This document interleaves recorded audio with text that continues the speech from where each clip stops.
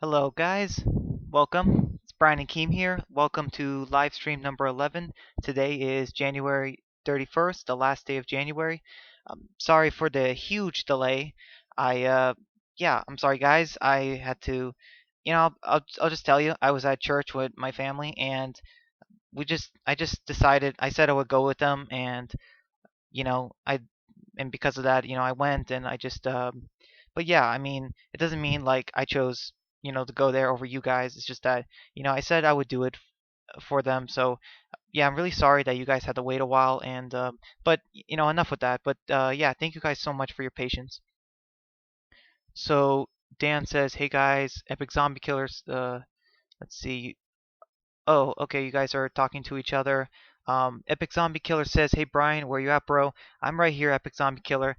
Sorry for the huge delay, but yeah, I mean, when you guys eventually get here, and let's see, Dan says, yeah, I wonder where he is.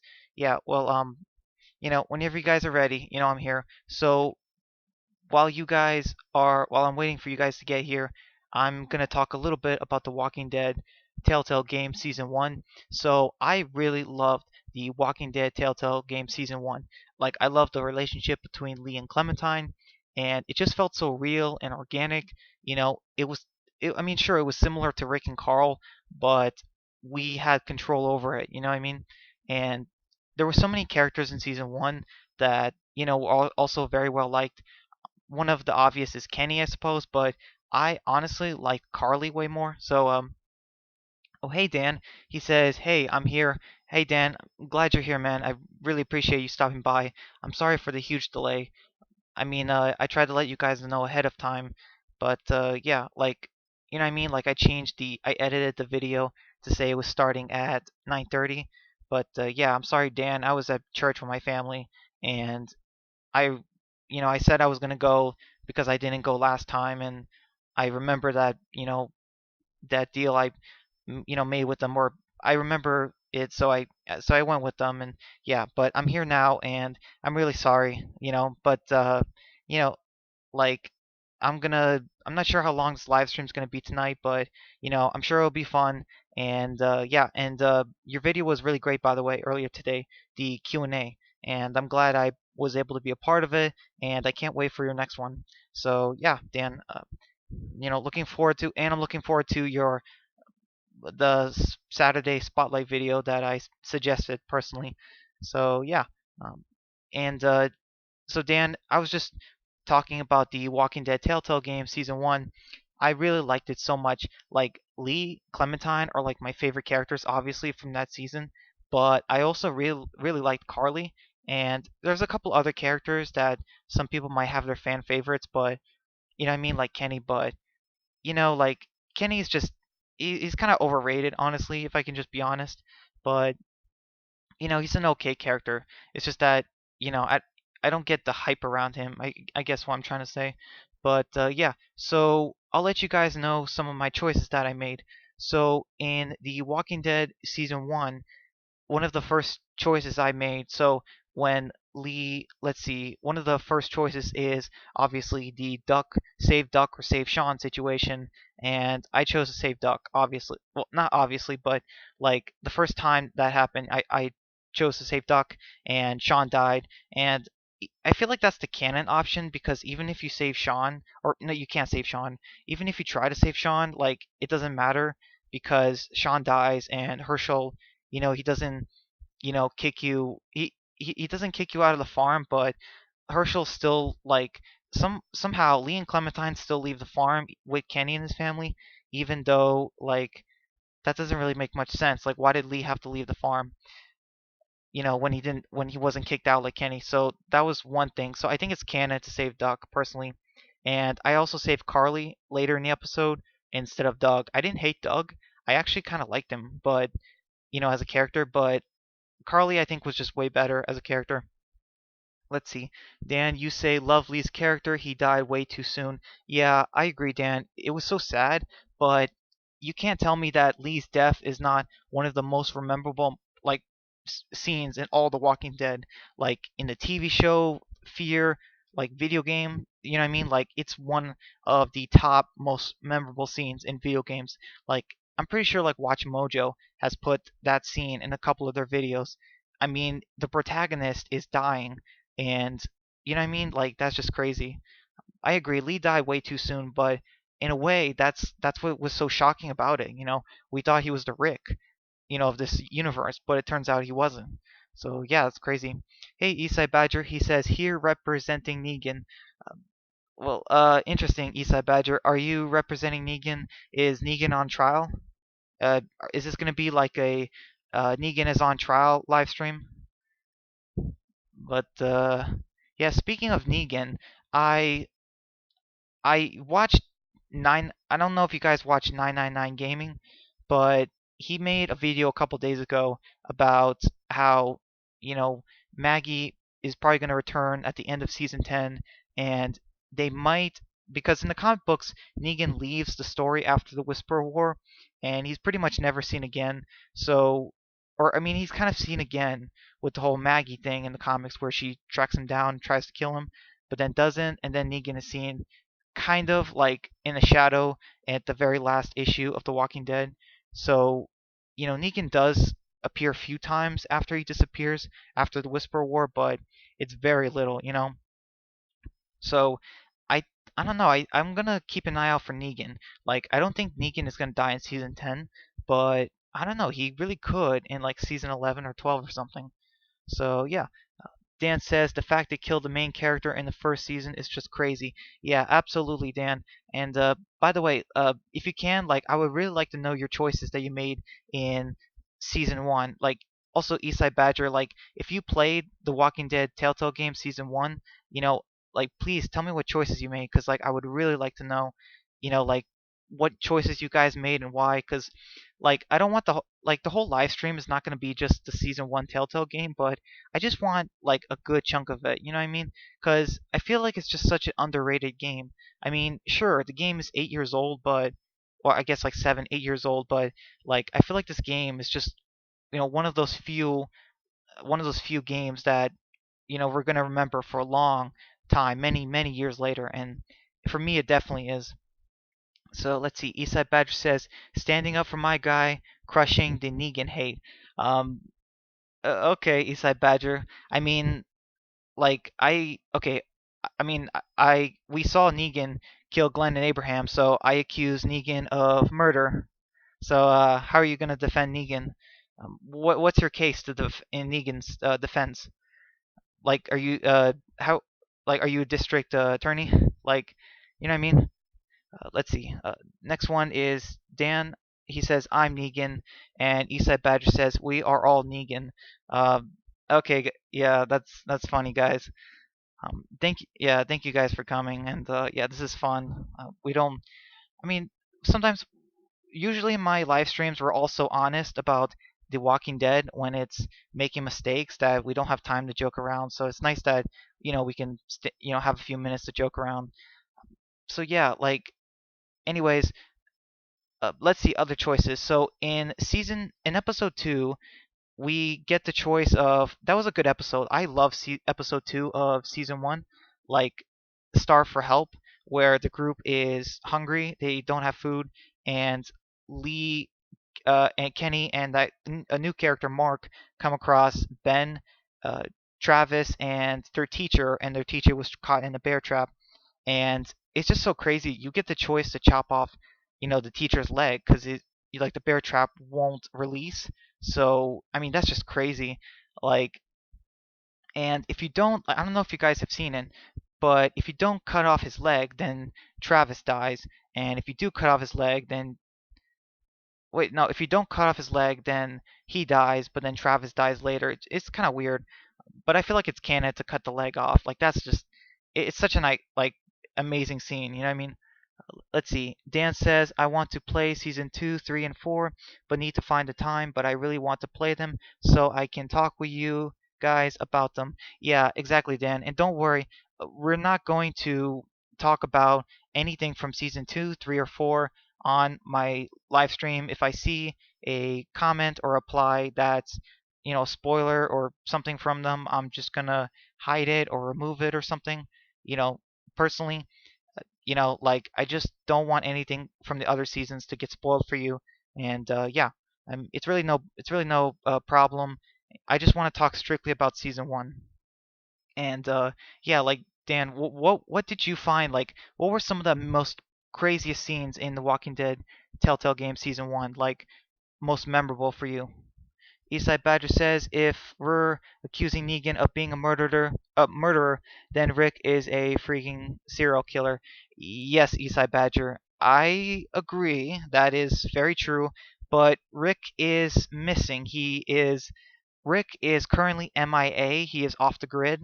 So technically, we cannot prosecute Rick Grimes for those many killings that you say that he's done. Actually, I've seen them, so I will agree. Yes, Rick Grimes is a serial killer, but he currently is off the grid and he's out of my jurisdiction. So unlike Negan, who is in my jurisdiction.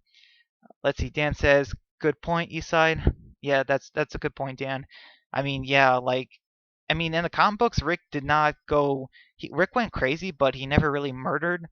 But in the show, yeah, Rick definitely murdered a lot of people, and a lot of Rick fans will say, "Oh, Rick never murdered anyone," and obviously, like, you can't you can't really deal with those kind of fans because they're kind of like delusional. Let's see. Dan says they've both done some crazy things. Yeah, I agree, Dan. And it's crazy. Like, one character has done something unforgivable, but it's still the same as what the other character has done. You know what I mean? Like, Rick has, done some horrible things, but he's never done anything unforgivable to us. But Negan, he killed Glenn, and that's unforgivable.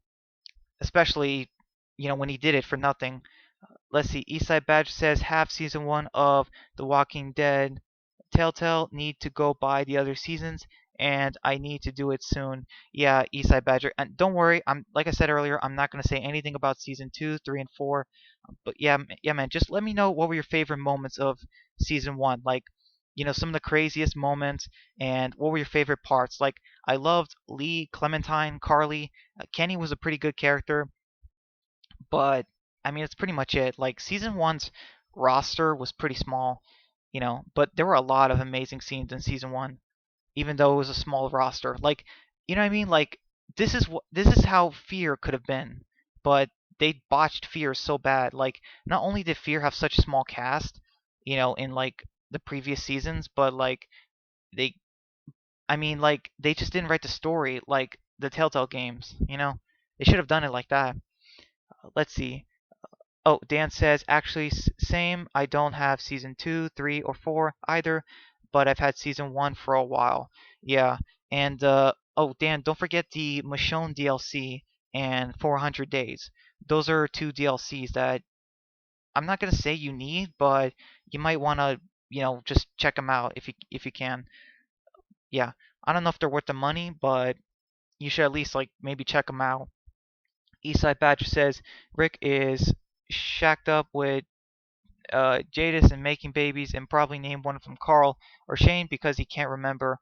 Um, okay, Eastside Badger. Wow. I hope I can sleep tonight after reading that. um, if Rick can't remember, why would he name one of them Carl or Shane? That basically means that he does remember, or at least part of him does. So it's funny, but it's kind of confusing as well because that doesn't make sense. Epic Zombie Killer says, "Hey Brian, hey, I'm glad you're here, Epic. Yeah, man, sorry that the live stream was so late. I was at church, and yeah, man. But I'm glad you're here. Thank you so much. Let's see. Hey Brian, I always save Kenny's son and side with Kenny simply because I hate Lily in season one. I mean, I don't like super hate her. Oh yeah, like in episode 2 when Lily was trying to save her dad, I chose to save Larry and not stick with Kenny just because like I felt like that's something like Lee would do. I don't know, it just as much as like sure Lily wasn't the greatest, even that is something I kind of had an issue with that Kenny wanted to stop Larry from turning when yes, I mean sure Larry could have been a dangerous walker, but like Larry was still alive, you know what I mean? I'm pretty sure they like heavily confirmed that like Larry was still alive when Kenny killed him. Dan says Kenny was awesome. Lily, though, don't even get me started on her. Yeah, I agree, Dan. Kenny was definitely a better character than Lily, but like Lily, like the way they wrote episode two, you know what I mean? Like you don't hate her, but then like I hated Lily when she killed Carly, you know? And sure, some people she killed Doug, but I don't know. I just the Carly thing works so much better. Like it's just more shocking. Like but with Doug, it was an accident, you know? So, yeah. As far as like Kenny, yeah, Kenny's awesome, or at least more awesome than Lily. But Lily, like in episode two, when she begged you to help her save Larry, I just couldn't, you know what I mean, do that to her just because, like, she still was a daughter to someone. So, you know what I mean? I just couldn't do that. Like, you know what I mean? I like playing Telltale games being like half bad and half good. You know what I mean? Like the gray kind of character, like a little bit of both. And I felt like that's something, I wanted to do. Epic says, "Yeah, same thing as after Madison died in season 4, I knew Fear was doomed." Yeah, Epic. And by the way, like one of the problems, so like in The Walking Dead season 1, like it worked when Lee died because we knew he was the main character. And the problem with Fear is that we never knew who was the main character. It was an ensemble cast, and a lot of them weren't likable. Like Madison was too bland of a character. Nick got into stupid situations, but a lot of people still liked him. Alicia, obviously, everyone loved her. And Travis, people liked him but wanted him to do more. And Travis and Lee, I guess, are kind of similar if you think about it. But then the show just started killing off the characters one by one, and they didn't really establish who was the main character, you know? So that's kind of an issue. And also the writing. The writing is also an issue. So, like, The Walking Dead Telltale Game Season 1 had amazing writing, but Fear did not have amazing writing. It just didn't. So that's another reason why it did not work. Plus, they heavily hinted at Madison and Morgan meeting up, and just to have her die before Morgan even meets her, that just trolls the audiences. Dan says, "Yeah, agreed. I hate her death so much in a way. The show died with her." Yeah, I agree, Dan. And the thing is, it's just like that's not that's not how you do a main character death. You know what I mean? Like I don't know. It's just something about it just is off. Like it was off screen. Like I don't think any character like you give us a horrible death like Nick, you show it right to our faces. You show Glenn's death to our faces, but then you have Madison and she just dies off screen. Like something about that just doesn't make sense. And by the way, like let me know if the audio sounds like the volume's good. Just curious. Epic says, "Yes, exactly. Her death killed Fear." Agreed, Epic. Eastside Badger says Fear should have copied the Telltale games. Would have worked. Yeah, I agree, Eastside Badger. What they should have done is they should have developed the characters and the story much better and had the relationships. Like Lee and Clementine's relationship is like the perfect one in the season. Like that's perfect. But Lee's other relationships with characters like Kenny or Lily, that comes second. But the problem with Fear is like characters were just disappearing and like we didn't know who cared about who. Like Madison said she cared for her kids, but she always acts so bland, like it just didn't make sense, you know? And I just don't know. It was just so weird.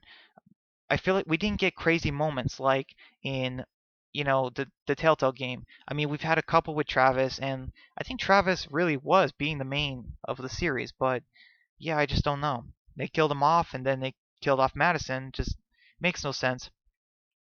Eastside Badger says, "Epic." Let's see. Madison was one of the problems. I mean, like I think that Madison was one of the problems, definitely. But I think it was just because of how they were writing her. I don't think it was the actress. Dan says the Walking Dead Telltale game as a spin-off show would have been way better compared to Fear. LOL. Yeah, that's true, Dan. But there's, I mean, it would have worked, but you would have to establish a story. Like you would have to have Lee and Clementine played by actors in real life, and then you would have to film back at Herschel's farm, and you would have to do a couple of things, what I mean, to fit the canon of the Walking Dead TV show. And you would have to establish like does Lee save Carly or Doug? Because in our games, we establish what is canon, you know what I mean, in our game for the universe. But in a TV series, they would have to break that. They would have to have Lee saving Carly. They would have to have him killing the cannibals or not killing them. Like they would have to make that choice for us. But you know what I mean? Like then the games, like I don't know, they would like in the games they give us the choice, but obviously in the TV show we don't have a choice. I don't know. I think that they should have just copied the idea of fear, but maybe not the characters. But yeah, thanks Dan for the comment. Let's see. Eastside Badger says, "Remember Madison ain't dead though. Remember her false post that never amounted to anything." I mean, like I think Madison's dead because I think they actually showed her on Talking Dead in the memoriam. But yeah, I think that she is dead, unfortunately. I just think maybe the actress has she is mad at the show for doing that to her, like all that stuff, and similar to what happened with Chandler Riggs. So let's see. Epic says, yeah, the reason Fear failed in season one was, if I'm being honest, it's a boring first season. Uh, yeah, I mean, what I don't get it. Like 6 episodes in season one, just 6 episodes, and they still could not have done that story. What they should have done in season one is they should have had the characters like they should have had like maybe another episode or two of the riots and the fall of the city, and we have characters like Travis and Madison, like they have to kill like rioters and stuff, and walkers as well. Like it's chaos, you know what I mean? Things are going crazy, and then the military come in, and that's fine. But I don't know, it's just like then there was the whole like military thing for like a few episodes, but I think we should have had a few more episodes of society breaking down and like show us why the military failed. And like I don't know, like I think it was so weird. Like what I would have done if I was writing season 1 is I would have had like Operation Cobalt, instead of being like using jets to like bomb the safe zones, I would just have done it instead where the characters in Fear find out that a nuke is going to be dropped on LA, like you know what I mean, like actual atomic bomb. Because in The Walking Dead, like I feel like in real life, like that would happen to several cities if a zombie apocalypse got out of hand, and we don't see that in the story. Like it happened in Resident Evil. Like I feel like there should be at least a couple cities in the US, if they fell, like that would happen, and that would be terrifying, you know what I mean? Like they would have to get out of the city and super far away. So yeah, I mean that's what I would have done. And also I would have like maybe brought back Tobias. Like let me know if you guys agree. They should have brought back Tobias. Should have had him like be in the safe zone with Madison and just be a character, I guess. We definitely needed more characters after season 1. There was like 7 members of the family, just too little. Or maybe it was like 9, but still it was little.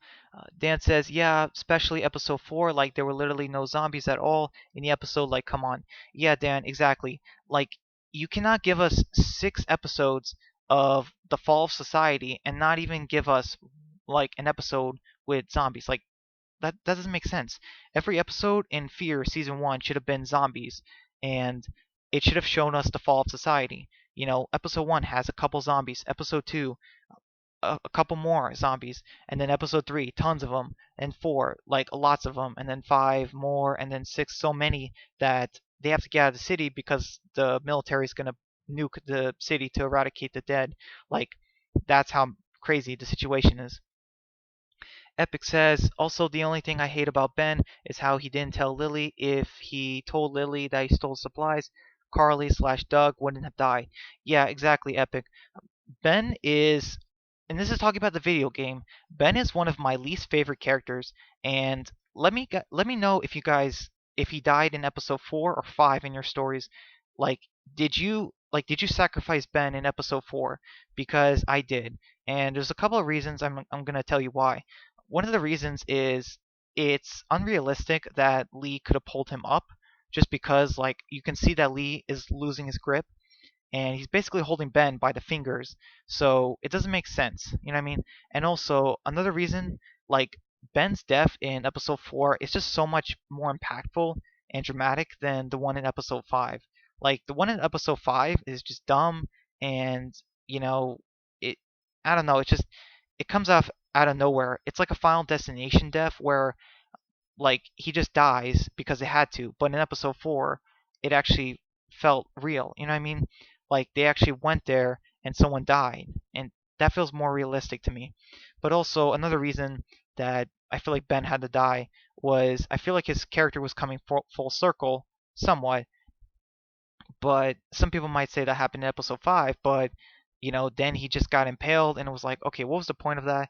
So yeah, Carly or Doug would still be alive if Ben had just told Lily that, hey, the bandits, said they had one of my friends and they tricked me into giving them supplies. Like, I'm sorry I messed up, but we can deal with them. Like Ben could say, like, I'll give them fake supplies next time and then we can take them out. Like, just something like that.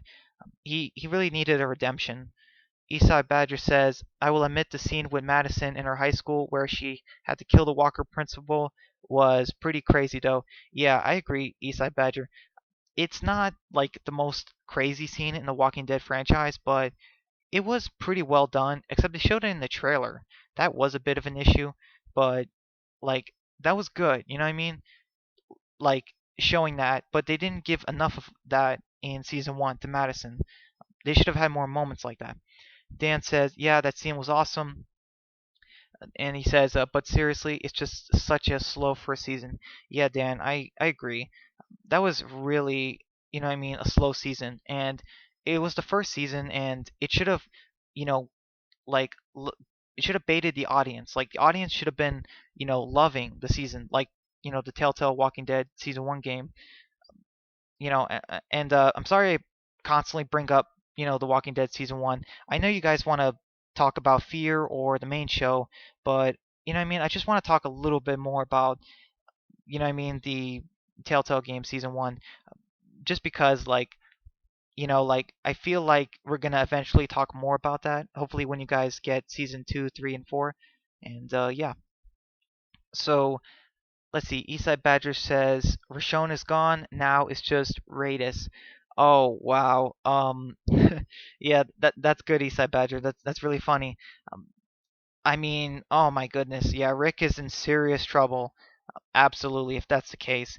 And no, like, I'm not saying anything bad about the actress, but Jadis Ann is not what she's not really the most attractive, female character in The Walking Dead. I'm just gonna say that. If I mean like that's just crazy. Like I mean Rick could who knows? Rick could be have been with Jadis this whole time. We just don't know. It's crazy. I mean he's been gone for 7 years. Dan says Radis, I like that one. Yeah, I mean it's funny, but it's possible though. I mean who knows? Epic says also one thing that was dumb in season 6, episode 3, thank you, was David. He just paused on the fence and let the walkers eat him. Yeah, and also, like, yeah, thank you, Epic. And you know what's also dumb is that as he was being eaten, none of the characters, Michonne, like Glenn, Heath, none of them took a knife or took out one of their guns and just put him out of his misery. Like, even though he was right at the fence, like they had every chance to.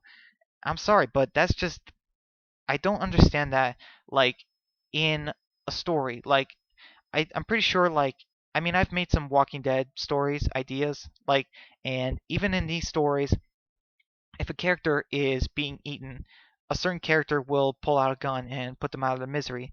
It's just I don't know, it just makes no sense why a character would just stand there and watch when they could do something about it. And these are tough characters. Michonne, Glenn. I can understand why Heath is too shocked to do anything, but they should put this guy out of his misery. Like, I mean, come on. Like, that was just uncalled for. Like, if the guy had to die, fine. But, man, like, you couldn't have had someone put him out of his misery? Let's see. Dan says, Alicia is the most attractive character in the Walking Dead universe, though. Just saying. Agreed, Dan. Absolutely agreed. I mean, she's the only reason that I watch Fear, and I mean, like obviously she's higher than Maggie, than Michonne, than Rosita. I mean, that's pretty much she's pretty much the only thing in Fear that rates higher than The Walking Dead. So yeah. So Fear does have one win over The Walking Dead, but this is like out of 10 that they could have. Eastside Badger says Jadis has him tied up and oh wow, is doing unspeakable things to him, making him listen to Beth's song over and over. Come on, Eastside Badger, it's not that bad. I mean, Easy Street. Like, I'd rather listen to Beth's songs than Easy Street. So, it's not that bad, you know? Let's see. Dan says, I go crazy. Yeah, probably. Let's see. In Eastside Badger says, totally agree, Dan. Alicia and then Rosita. Yeah, it's probably something like that, Eastside Badger. Like as far as the ranking for the most attractive, the top two most attractive women in the franchise, they've got to be like Alicia and Rosita, like in that order. Epic says, by the way, Charlie has to be the most hated character in Fear. I'm not really sure, Epic. I mean, there's a lot of characters in Fear that I hated. I mean, Martha, like, don't even get me started on Martha. She was pretty bad, but Charlie is definitely one of the most hated characters in Fear. I mean, there's so many things wrong with her. You know, she's a child character and she's not being written well. And not only that, she killed Nick. Let's not forget that. She didn't do it on accident. She murdered Nick on purpose. You know, and plus her name. Like I never understood why her name was Charlie. Like I don't know. It's just something weird about a boy's name. Like for a girl, I don't know. It's just something off about it. I mean, I'm sure like there's some people like that in real life, but just all this like combination of things, like just Charlie is just not that great of a character. Plus, I don't know how old she's supposed to be. Like, I thought she was supposed to be like maybe 12 or something, but she looks like she's 15 now, like a teenager. So I'm just really unsure. Like, she confuses me so much. Dan says, I agree, Eastside. I love Rosita. They better keep her. Yeah, I agree, Dan. I just don't know. Like, we know that, you know, Christian Serratos, we know she's in a new show, and it might have a conflicting schedule with The Walking Dead. So I just don't know. I mean, there's Negan, Father Gabriel, like, okay, Negan, Father Gabriel, Rosita, Aaron. There's so many characters that are just, in the red for this season that they could kill off. I mean, that's just crazy. Like, I really don't know who's going to die in the Whisper War. And plus, Rosita is fighting. We see her fighting in the promo, so it's definitely possible that she could die, but I don't know. Epic says just saying because she killed Nick. Yeah, I didn't forget Epic. I don't think anyone forgot. She did not kill him on purpose. She intended to kill Nick. Someone she knew was a good person. She intended to kill him. Like that's kind of unforgivable. Eastside Badger says, Dwighty boys. You always say Dwighty boy. Uh, Ex-wife Sherry is a close third. Maybe Eastside Badger. I'm not really sure. I mean, it depends. I don't know. I think Maggie might be third. I don't know. I might say Maggie, but Sherry is definitely probably up there. Let's see. Dan says the spotlight for Martha last week was really tough to make. LOL. I just hate her so much. LOL. Yeah, Dan. I don't blame you. And I think you ranted more than, like, I mean, Spotlight's supposed to be like, this was a good character, or how could they have been a good character, but you just ranted on her. So, yeah. I mean, just like I just hope we never have to talk about Martha again. Like I never want to go that bad. Like, you know what I mean? Yeah. So Epic says that's what I don't get. Nick killed the guy that killed his mom and destroyed the stadium, and Charlie killed him. Yeah, I don't understand that either, Epic. They should not have killed off Madison. They should have just had the guy, I don't remember his name, but he was Melvin's brother that Nick killed. They should have just had him do something. Destroyed their home, fine. Scattered them, made them lose their home, that's fine. But like they should not have killed off Madison. They should have just had Madison be separated or something. And as far as Charlie killing Nick, I mean, to be fair, that is still one of the best deaths they've ever done on Fear because it was not spoiled for me. I was absolutely shocked. So I will give this. Like, and plus the actor wanted to leave, so they had to do something. I will admit Nick's death is still one of the like best done deaths in Fear the Walking Dead, just because it was not spoiled for me. It was so shocking, and the actor wanted to leave. So I will applaud Fear season 4 for that. That is one thing they got right. Dan says, "Yeah, Sherry is super hot," as Negan said. Yeah, Dan, she is. I'll admit, yes, she is super hot, but she is not, she is not goddess level like Alicia. Let's see. Eastside Badger says younger Maggie was third. Older backstabbing Maggie is fifth or sixth. Ouch, Eastside Badger. Yeah, I mean, I love Maggie, but honestly, like, it still just hurts me how she just left the group all these years and is still not, like, is taking this long to come back. I mean, or like not sending letters, not doing anything. I don't know what she is doing. You know what I mean? Like, I really want an answer because it just feels so out of character that she abandoned her group and her people this long and in such dire situations. You know what I mean? So yeah, Epic says also Nick has similar death to Comic Rick. Kind of Epic. Both of them were killed by an annoying character when they thought they were safe, but I mean, kind of, but like, I don't think Robert Kirkman took Nick's death and used it for Rick. I think he just decided that would be the most shocking, that Rick died in his bed. So yeah. Dan says, yeah, Maggie was a bit responsible. They kind of redirected the herd, and because of their shooting and gunfire and stuff. Although to be fair, the Saviors did have a lot of reason to be mad at the group in season 9. I don't know what it is. Like, so besides Justin, you guys remember Justin, right? Like, I could not stand Justin. He was like a Jared 2.0. But I'm just saying, like when the saviors wanted, when they were getting mad, like at the survivors because they were dying off and not being treated right, I was kind of on their side because like we always say that Rick's group lost everything to the war, but actually it was the saviors. You know what I mean?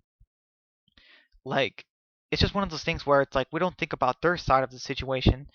And I'm not saying I'm on their side always, or I'm just saying that like they were working, they were working hard, or at least most of them were, and someone was killing them off, and nothing was being done about that. So I'm just saying like that is a valid point.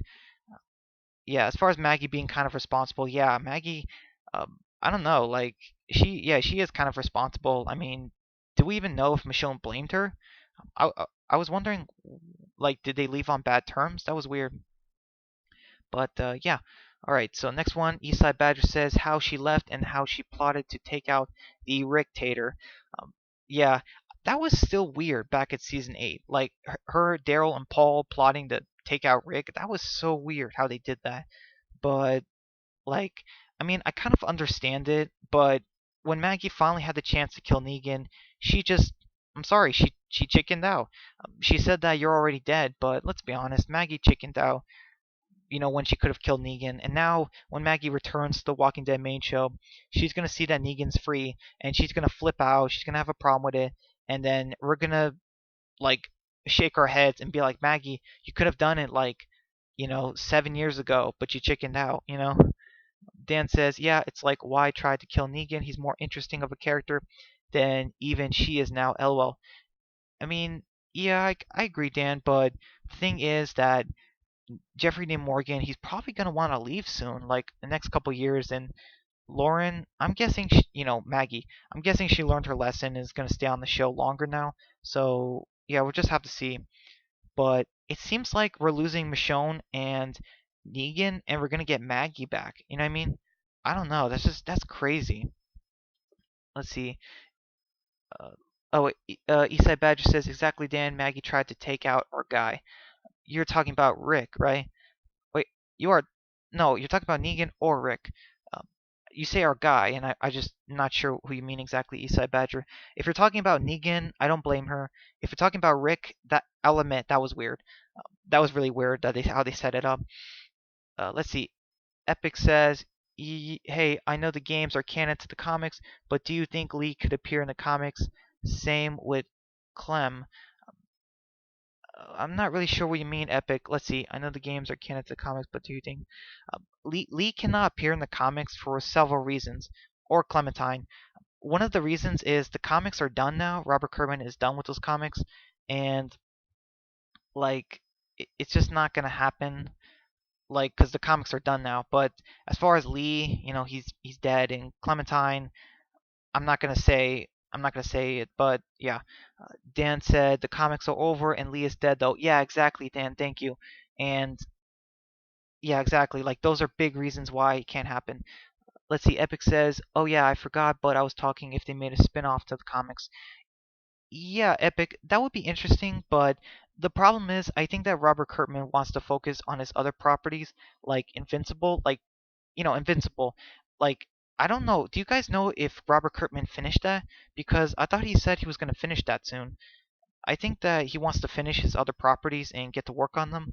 I know that Robert Kirkman is doing like Outlast or Invincible, other things, and he's doing other comic books, but The Walking Dead, and I think he wants to focus on them. But sadly, Robert Kirkman should know that we don't care about those stories. We want The Walking Dead. So yeah. Also, he promised us we were gonna get a Paul Monroe backstory, and he never delivered that. So that's sad. I wish we got that. So I'm sorry, Epic. I wish we could, but I just don't think it's gonna happen. Like plus, like if you see how season 2, 3, and 4 are, I just don't see how you can do those in a comic because you would have to disregard some people's choices. And I'm not going to say here, but season 4, I think season 4 just ends in a. Season 4 really feels like the final season. You know what I mean? Uh, yeah. But thank you for the comment. Let's see. Eastside Badger says, I doubt JDM stays past this season hardly. He has a new series I've heard. Yeah, I know, Eastside Badger. I don't think Negan's gonna leave in season 10, but I definitely think season 11 we could see Negan leaving. Uh, Definitely by season 11, I would say. And that's just crazy. Like Dan, like I think Dan said Negan is his third favorite character, and man, if he leaves too, that'd just be crazy. Dan said, it makes me so sad. He's one of the best things about The Walking Dead right now, in my opinion. Yeah, I know, Dan. I'm sorry. Like this happened to me in the past before. You know what I mean? Like when Scott Gimple was in charge, my favorite characters were dying off or leaving, and now it's kind of happening to you. I mean, it happens. I don't know. This is why I think they should just end The Walking Dead TV show, the main show, like season 12. That's why I think it should happen because we got so many actors who are leaving. You know what I mean? How soon until Seth Gilliam, Father Gabriel says, "Oh, I want to be in this other show." You know what I mean? Like it's just gonna happen. I feel like the actors are getting tired, and I don't blame them. They got to wrap up the show. Epic says, "Do you think Lee could appear in the show?" As much as I would like that, Epic, unfortunately, no. And there's a few problems why.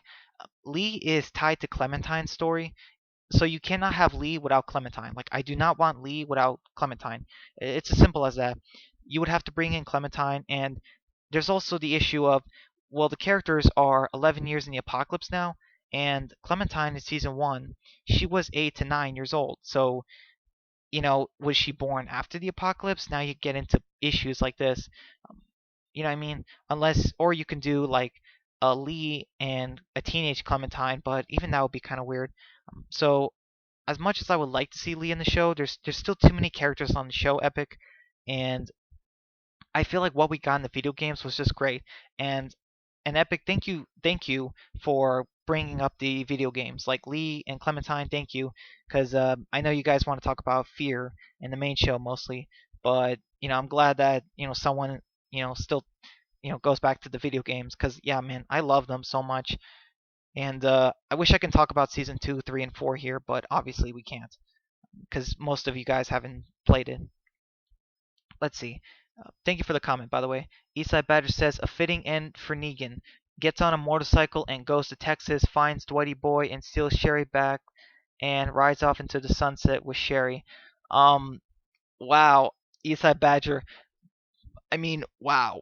Like Negan takes Dwight's wife twice. You know what I mean? That would just be crazy. Um, there's a few questions I have with that. One is Negan. Okay, so one of them is how would Negan get a motorcycle? You know what I mean? The only one that still works is I think Daryl's, and there's no way Daryl's gonna give him his motorcycle. Plus, there's no way that motorcycle has enough gas to get to Texas, so there's a bit of an issue with that. But yeah, as far as like ideas, that's not bad. Let's see. Epic says, "Sorry, I just adore Lee, and I want to see more of him." Yeah, I understand, Epic. Absolutely. I mean, I forgot, Epic. Have you played season 2, 3, and 4 yet? Cause I understand that lead. Okay, like I'm just saying, like if there was, I mean, we still get, like, even though Lee is dead in season 1, he's still there. You know what I mean, in the story, if you know what I'm saying. But or like I don't want to say exactly, but he's still there somewhat in the story. But yeah, I understand why you want to see more of him.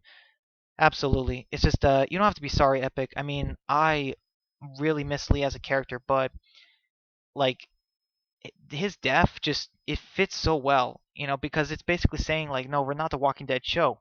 We killed off our Rick. Now, Clementine has to, fend for herself basically, and that's just crazy. Like the way season 1 ends off, like I did not think we were gonna get a season 2 or a season 3 or a season 4. Like absolutely not. I thought, season 1 was it. You know what I mean? Like we would never see Clementine again, kind of thing. And boy, was I wrong. Dan says to Eastside, I hope Negan stays away from Fear because they'll totally ruin his character if he even steps one foot into Fear because of those stupid writers for Fear. Yeah, Dan, I hope Negan does not go into Fear, and if they do, they're gonna make him a pacifist. You know what I mean? They made Morgan a pacifist, Dwight, Sherry. Whenever she appears, she's probably gonna be a pacifist. I don't know what it is, but like I said before, Scott Gimple just makes characters pacifist a lot of the times, and it's just not interesting. You know what I mean? I mean, I don't know. Have you guys ever written a story and you decide, hey, I'm gonna have a pacifist character, but Scott Gimple does that and says, I'm gonna have 4 pacifist characters? Like, I'm sorry, just that is just not good writing. Epic says, yes, I've played all 4 seasons. Oh, okay, yeah, that's good, Epic. I mean, I have too, and even though we get some parts with Lee, like even though you still kind of feel his presence in all 4 seasons, even though he dies in season 1, and that's all I'm gonna say. Like, you know what I mean? Like the way that Lee still lives on in the story, even that kind of helps that he died only in season 1. You know what I mean? But yeah, but I admit I wanted to see more of him. Some longer episodes in season 1 would have been nice. Let's see. Eastside Badger says, "Agree, Dan, but Dwighty Boy isn't man enough for Sherry. She needs an alpha." Uh, yeah. I hope you don't mean alpha Eastside Badger. Like I hope you don't mean her. But yeah. I mean, I guess Negan is. I guess he's an alpha, but yeah. Negan's still an alpha, I guess. But wait, was Negan a B though when Jadis was gonna take him, have him sent off? I'm still so confused with the whole thing. Dan says, yeah, I agree with that. Dwight is even less of a man now than he's in Fear, lol. Yeah, Dan, I don't know what it is, but I know Eugene bit, Dwight's private area, but somehow Dwight stopped being a man when he got into Fear. Like, and that's directly a result of Gimple's writing. It's gotta be. Epic says Clementine's growth over the 4 seasons is incredible. Yes, I agree, Epic. Maybe not so much in season 3, but seeing Clementine in all 4 seasons, like it just works so well. Like she's what we wanted to see from Carl in the TV show. It just works so well, and she's not like a female Carl. Like no, she's her own character. She is an icon, and you know what I mean. Like that hat means something. Like she is, just amazing as a character. Like Clementine is one of the best Walking Dead characters of all time. You know what I mean? Like in the video game, like as far as like Fear characters, main show characters, comic characters, video game characters, she is up there in that list just because she's so incredible. Eastside Badger says, "Truth, Dan. That's the truth." Yeah, Eastside Badger. I don't know what it is, but like Dwight just, I get that he wanted to find Sherry, but like it's just they didn't stop making him a man. Eastside Badger says Negan is definitely an alpha. Geez, even when Negan was in his cell, Rick was still his subordinate. I'm not sure what you mean, Eastside Badger. I mean, I know that. I don't know. Yeah. Can you explain that more? Like, how is Rick his subordinate? I mean, I know Negan only had a couple talks with Rick. Epic says, by the way, State of Decay is what a Walking Dead game should be. kind of epic. I've seen State of Decay, and it's just that one of the problems with the story, one of the problems with that game is that you don't like the characters like Lee and Clementine. Like they should have good character development and interactions, but State of Decay is more RPG. But as far as open world, I will agree. They need to do a Walking Dead open world game where you can drive cars, where you can shoot a gun or use a knife, and shooting a gun results in zombies hearing you more, and they come towards the area. Like all this stuff, is put into the game. Like that would be amazing. I know we've talked many times on my streams about a perfect Walking Dead game, but like I'll admit, State of Decay, it does allow you to build up your own base, and that is really cool. Like a Walking Dead game should definitely have that. But one of the problems with State of Decay as well is that it didn't really have an interesting story. It was just a whole lot of sitting and waiting around. So, like they need to mix that with the Telltale formula. You know what I mean? To make it interesting. So, let's see. We've been going on for about 51 minutes now. If you guys can't stay very long tonight, just let me know. I don't really think I'm gonna do a long stream tonight. I mean, I'm doing another one like Monday actually. So it's like 3 days from now. So yeah. Oh, we got some more. Dan says Negan makes the show so fun, especially right now. Like for me, he saved the first half of season 10 from being on off my oh no being on of my least favorites. I mean, I'll admit Negan definitely had his moments in the first half. I think a lot better than season 9. I like some of the parts that he had, and he defended Lydia, he killed Margot, he killed Brandon. But the thing is, they need to have him kill Alpha. Like, it's taking too long. Let's see. Epic says also Dying Light is so cool looking game. Yeah, and they're coming out with a sequel, right? Like, I mean, I know Epic. I've seen Dying Light 2, like the gameplay and stuff, and I don't know. I haven't seen Dying Light 1, not too much, but I know it's open world. But one of the problems with that game is it's just first person. Like, I don't know what it is, but I cannot do first person games. Like, when I play a game, it just has to be third person. I don't know, like I need to see the character. You know what I mean? I don't know. It's just my preference. Let's see. Eastside Badger says Negan could size up Rick in a minute, and when Negan commented that the bridge was a monument to the dead, you can see Rick die inside and slump down in his chair. Yeah, yeah, that's amazing that you can remember that. Honestly, I don't remember too much about Rick and Negan's conversation. I know they mentioned Carl. Like as far as like the monument to the dead, I mean, yeah, I guess you can say it like that. But to be fair, like like they kind of had to build a bridge. You know what I mean? Just because the old one just like fell down, like they had, you know what I mean? So I don't know. It's kind of something like Alpha would say. Like she would say like, "Oh, you're building a bridge to a monument of the dead world" or something like that. So I don't know.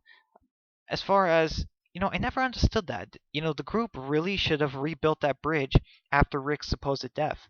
I can't believe they never did that. They had 6, 7 years, and they still did not finish that bridge. I mean, come on, they never tried to get on it. Like, you seriously needed Rick for that? Rick pretty much. I can't remember seeing Rick helping with the bridge. I mean, he was in the tents giving orders. I don't remember him actually being there. Dan says, I can't stand first person games either. LOL, it's so annoying. Yeah, I agree, Dan. Plus, like, I want to see the character moving around. Like, you know what I mean? Just first person games, like, it's kind of disorienting, and you don't really get a sense of the world. You know what I mean? Because, yes, you're seeing it through the character's eyes, but, like, you don't, I feel disconnected with the character we're playing as. You know what I mean? Epic says, also the biggest error in 10A for me was that Rosita heard zombie Sadiq 10 feet away, but Luke didn't hear that walker in the library. Yes, thank you, Epic. That is an issue. I think I made that joke in my Season 10A review where, like, Luke was in the library and I did something like a Ninja Walker or something like that. And I think, like, Luke said, I hate Ninja Walkers or something. I can't remember what I said exactly in my review, but it was something like that in season 10, episode 8. So, the review I made for it months ago. So I don't remember what it was, but it was definitely something like that. Yeah, I don't know. Like it's so weird. Like characters get you know jump scared by zombies sometimes, and sometimes they actually hear them. That is a bit weird, I'll admit. And also epic. Like I watched Ronnie Hayes' video, and I agree so much. Like Rosita is even though she's tough, she kind of doesn't really have muscle on her. Like Dante, realistically, Dante would kill Rosita like in real life because I don't know, just Rosita. She's skinny, you know what I mean? She doesn't seem like she has a lot of muscle on her, and I just I can see her doing a few good moves and jabs, but I don't think she could have really held her own against Dante, who's like twice her size. So I don't know. I mean, I agree with Ronnie Hayes. I think that they should have worked out that scene a little bit more. They should have done better choreography on that scene. They should have had like her knee Dante in the private parts or something, to get to you know get him off of her or something like you know what I mean instead of just pushing him off, just to make it more realistic. Yeah, that's what I would have done. I mean, sure, some people might say like, "Oh, you can say how you would write it better because you're looking in the past." Well, I mean, that's how they should write episodes. Honestly, they should always write it. I don't know. Anytime they write it, they finish a Walking Dead episode, they should have someone look over it and maybe just do some like redone scenes or something. Epic says, "Well, Left 4 Dead is different. It's first person, but you can see your teammates." Yeah, sorry, Epic, but if it's first person, I still cannot get into it. I mean, like I can't buy it and play it. I mean, I could maybe watch it, but Left 4 Dead, I'm not really a big fan of that franchise. The zombies are just too weird. Yeah, I like simple zombies, not too crazy. And they went too crazy with that. Like Resident Evil, the zombies are just a little too crazy. And there's not too much of a story in Left 4 Dead.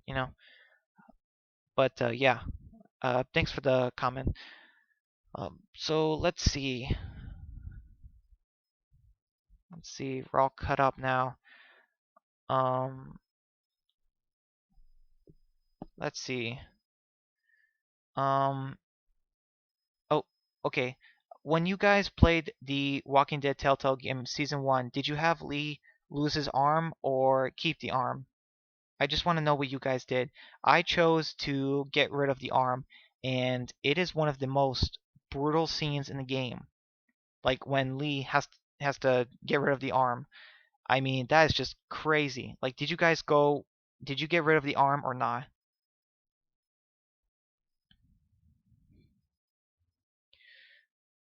Let's see. Let's see. Anyone? Dan, Epic, Eastside Badger? Did you guys?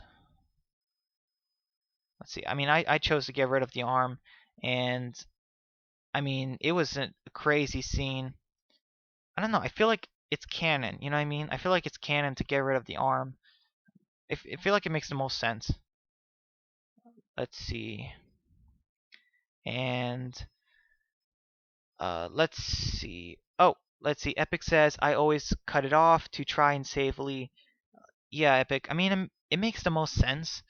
Like just from a story, well, I feel like it's canon too because you know what's interesting? If you choose not to cut off the arm, Lee never uses that bit arm for anything in the whole episode. Even when he fights off the stranger, he Lee does not use that arm, that hand. You know what I mean? And it's just so weird. Like it just takes me out of the experience. So I chose for Lee to lose the arm just because it adds this level of like danger like into the world. If in The Walking Dead, if you have let's see, Dan says same, and then Eastside Badger same. Yeah, okay, guys. I mean, yeah, it's crazy. I mean, how can you not do the get rid of the arm situation like in a game like that? And it just makes the most sense. Sure, like it didn't actually work. Lee unfortunately waited too long, but I also think he got an infection from the blade. I mean, like you guys didn't notice this, but or maybe you didn't notice, but like they pick up the blade from the floor and there's a good chance it was infected. You know what I mean? They didn't clean it, and even Lee's bandages weren't cleaned well. you know what I mean? They weren't done well. So I think Lee, if you choose to cut off the arm, I think that Lee actually dies from an infection, not from the walker bite itself. Just an idea like that I had. Let's see. Eastside Badge says, imagine if Herschel hadn't lost his leg or his head. Geez, I missed the old guy. Yeah, me too, Eastside Badger. Man, poor Herschel. He had to lose two parts of his body. I mean, geez, I mean, he has heartbroken, losing his wife twice. He had to lose his wife twice, so heartbroken, and then he had to lose his leg and then his head. I mean, just dang, like that's crazy. But then again, Dale in the comics, he lost both legs, so pretty that's evenly crazy as well. Let's see. Did you guys? There's another part in. Oh wait, Epic says also, was it the zombie virus that killed Lee, or was it cutting off the arm? Yeah, I'm not really sure, Epic. So the issue, so if you as Lee choose to keep the arm, Lee dies around. Obviously, he dies around the same time. But one issue I had is that okay, so Lee got bit in daytime. So okay, so think about Carl's death in the show. Carl and Lee both got bit in the day, and then late night they die. But if you guys remember, people who get bit are supposed to last like a day or two. You know what I mean? Not a couple hours. So I think that if you choose to cut off the arm, which let's be honest, I feel like that's the canon option. Like Lee dies from an infection because of that. So I think it's a matter of perspective, Epic. If you choose not to cut off the arm, then obviously Lee dies from the virus, the walker bite. But like if you choose to cut off the arm, it just makes the most sense that he dies from an infection. Because like Tyrese, he died from blood loss. Like and like just the time, like Lee should have had. If he cut off the arm, like Lee should have still had a good amount of time left. You know what I mean? Or if Lee didn't cut off the arm, he should have had plenty of time, at least a couple more hours, another day maybe, because Jim from season one, like he lasted 2 days. So, and like it's different for everyone, but I don't know. I feel like Lee could have lasted longer. It was just weird. So it's left your interpretation. Epic. Let's see. Eastside Badger says Herschel is a character I really miss. Yeah, me too, Eastside Badger. I miss Herschel so much. He is one of the best transitions from the comic to the show. Herschel in the comic was terrible, and I mean really terrible. He was a hypocrite. He was loud. He was a potty mouth. He cursed a lot, even though he was a Christian character, and he was abusive, and he had a trigger finger, and not very smart. Herschel had serious issues in the comic. So much better in the show. Let's see. And you say I also miss the Abrams tank from season one. She was a fine tank. Yeah, Eastside Badger. I miss Ken from season 9. You know what I mean? Like I cannot get over his death. I mean, it's just it's so hard to say goodbye to these amazing parts of the show. Just it really is. Let's see. Dan says, yeah, he was awesome. Yeah, Dan, I miss Herschel, but he had to go.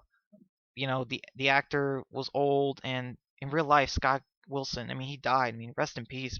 Just you know what I mean? Like characters like that or actors like that, you can't keep on for too long in the show, because if they still had Herschel in the show and then Scott Wilson died, like what were they gonna do in the show to explain how Herschel disappeared or wasn't there anymore? Yeah, so the way Herschel went out on the show was you know really good as far as a character. Dan says Herschel in the comics was laughable compared to the show. Yeah, I agree, Dan. I mean, he put his kids in dangerous situations. He put his kids in dangerous situations. He was trigger happy with a gun. He cursed a lot, was a hypocrite. All these things. Abusive too. I mean, just lots of things were wrong with him. Let's see. Eastside Badger says, remember the Vatos gang from season 1 as well?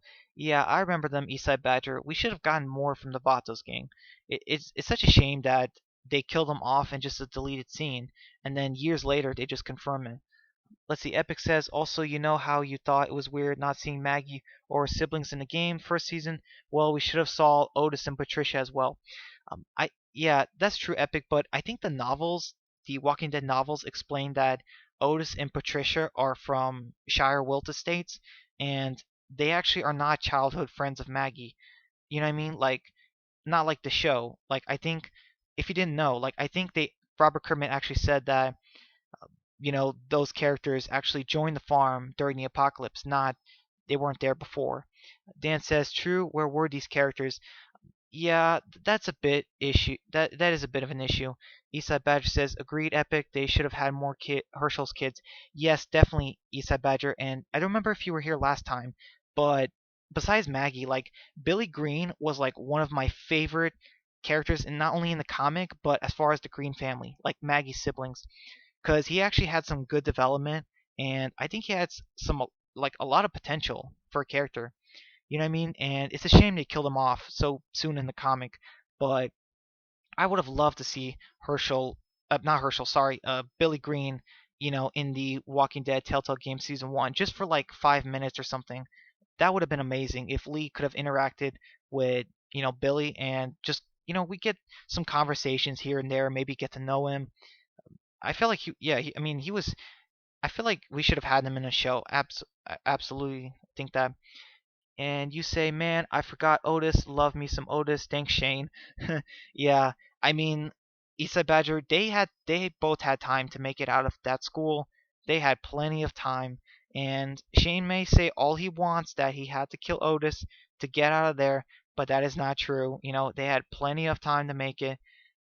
They fought on the ground for 2 minutes or something.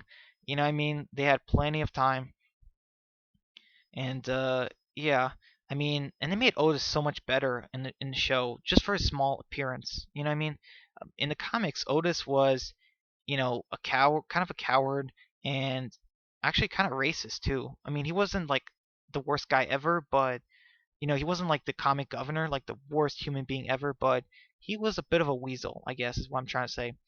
And in a show, they made him like a really nice guy. So yeah, let's see. Dan says Otis was just simply a great character. He should have lasted longer. Yeah, I agree, Dan. I mean, I think what they did was really good though, but yeah, I mean, I don't know. Just it would have been nice to see some of these characters last longer on the farm. Epic says, just saying Otis saved Carl in the comics by leading the group to the farm. Yes, but he also shot Carl, like, you know what I mean? And it wasn't exactly an accident like it was in the show. In the show, he was actually shooting a deer, so, it was kind of more Carl's fault. He got hit by the bullet, but in the comic, it was not Carl's fault at all. Like, Carl was just walking by himself. No deer, no Rick, no Shane or Tyrese, nothing. Of course, there's no Shane. Shane was dead. Sorry about that. But yeah, I mean, sure, Otis had some decent qualities. Yeah, I'll admit, Epic. He said that he was felt so bad about shooting a kid, but I feel like the show was better. Let's see. Eastside Badger says, "Agree, Dan. Judas, old man, ruined it for us." Yeah, um, yeah. It would have been. It would have been. I don't know. Just something about like seeing the farm characters last longer would have been cool. And we should have gotten more characters.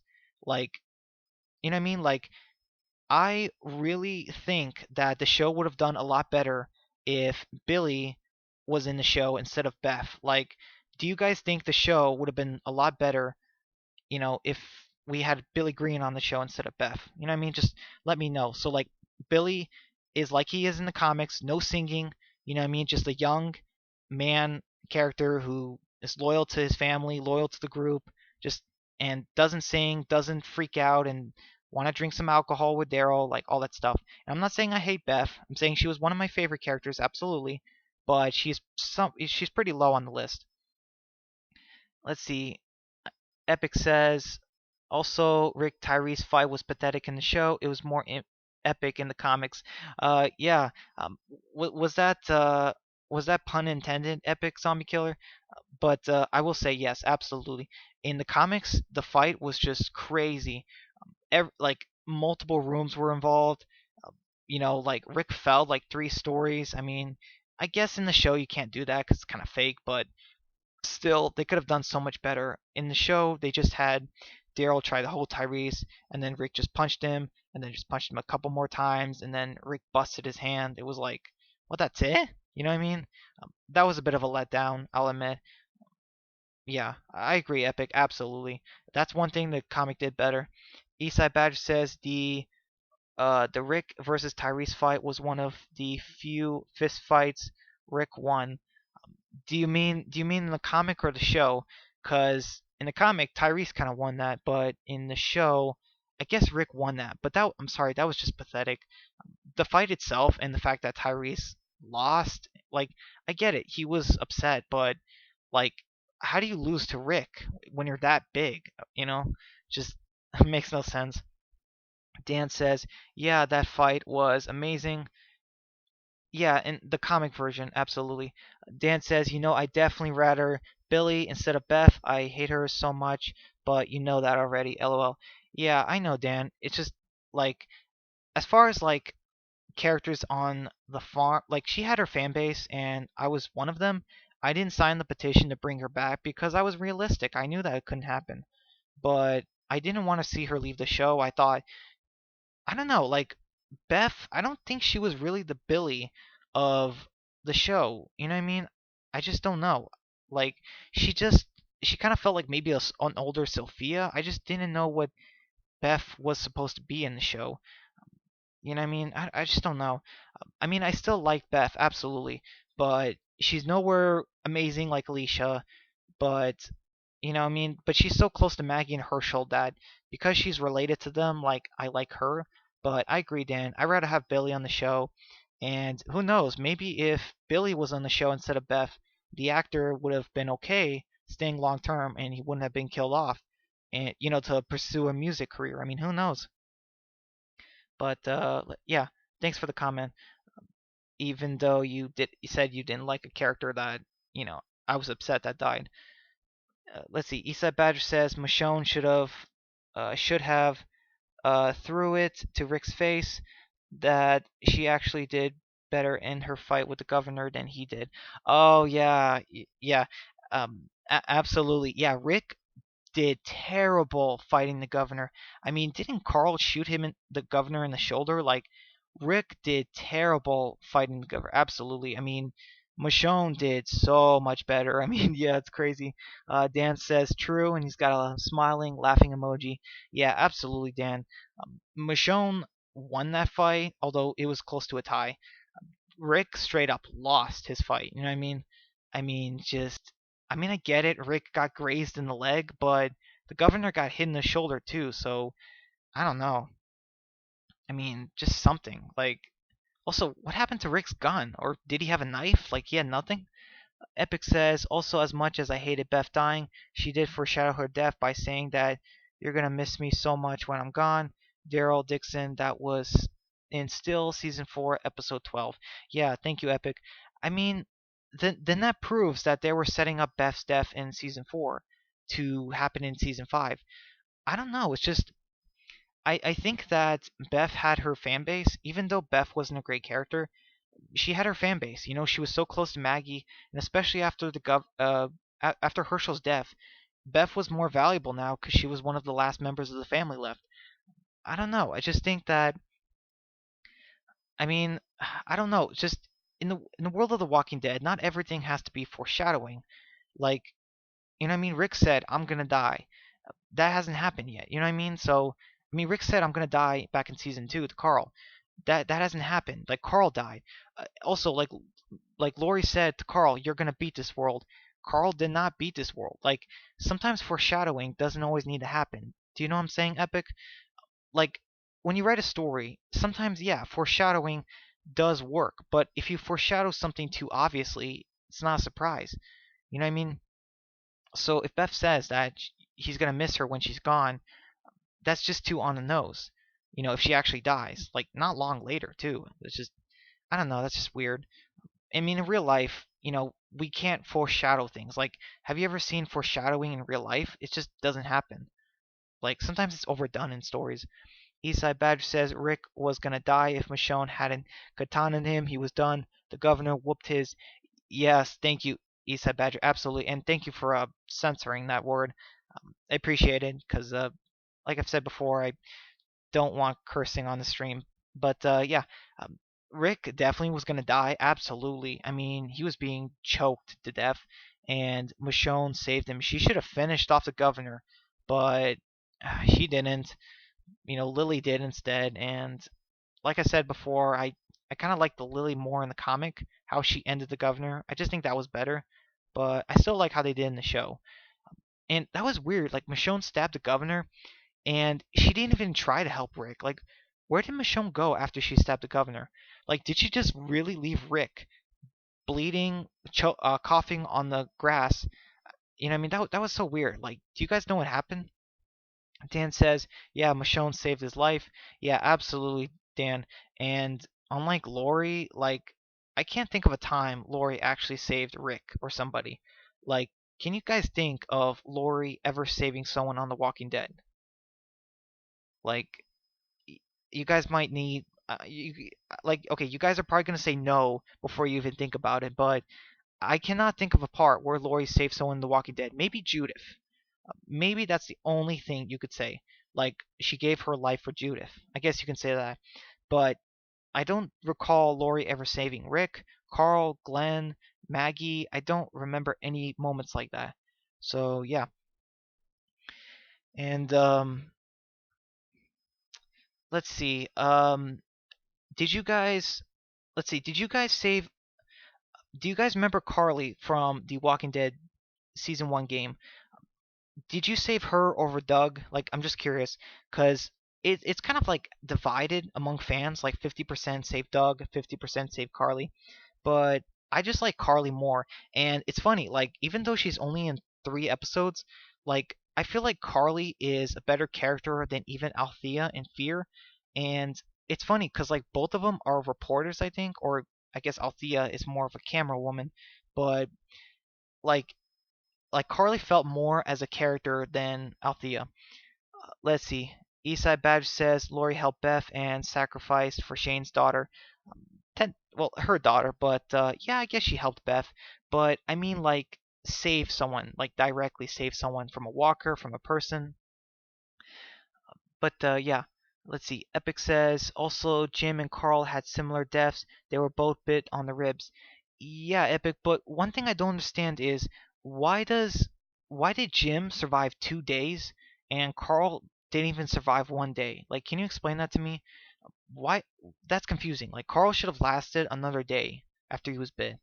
That was just so weird. Dan says Lori just created more problems. LOL. So she really didn't save anyone, Dan? Let's see. Epic says I always pick Carly. Yeah, me too, Epic. I don't know what it is. It's just that, like, okay, like, I mean, I'll tell you what it is. One, Carly obviously is more attractive than Doug. Let's just get it out there. But one of the reasons is Carly, like, she had the gun. She was a great shot. She actually knew about Lee. She actually had, like, decent character development in the first episode. I didn't want to lose her in the first episode. And in episode 2, she actually is really interesting. She tells Lee that it doesn't matter what you did in the past, like Lee killed that senator. She says it doesn't matter because the world's over, and she knows that he's a good guy. And then in episode 3, because the group is tense at the moment, she tells Lee that he should just get it out there, tell everyone about his past, and just hope for the best. And it actually does work. Like, Lee takes her advice, and it works. I don't think you can get that with Doug. I'm pretty sure like you don't get any of that. And like Carly actually, you know what I mean? She defends the group. Like, she's just so much more interesting than Doug. Sure, Doug was smart. He was kind of like a Eugene of the video game, but you know what I mean? He's just I feel like we didn't need that character in the beginning of an apocalypse. You needed someone like Carly, who's a great shot, and I just like Carly so much more than Althea. Like, Althea feels so fake to me as a character. You know what I mean? She's not the worst character ever, but Althea in Fear just she feels forced. You know what I mean? She doesn't feel like a real person like Carly did. You know what I mean? So let's see. Like, what I mean is Carly, like you don't see her trying to report to zombies, but Althea, she videotapes everything when it's annoying. It's like, come on. Let's see. Eastside Badger says Lori wasn't even that good looking. If I was Shane, I would have kept with Andrea or went after Maggie. Andrea, I don't know. Like, I think Lori and Andrea were like the same.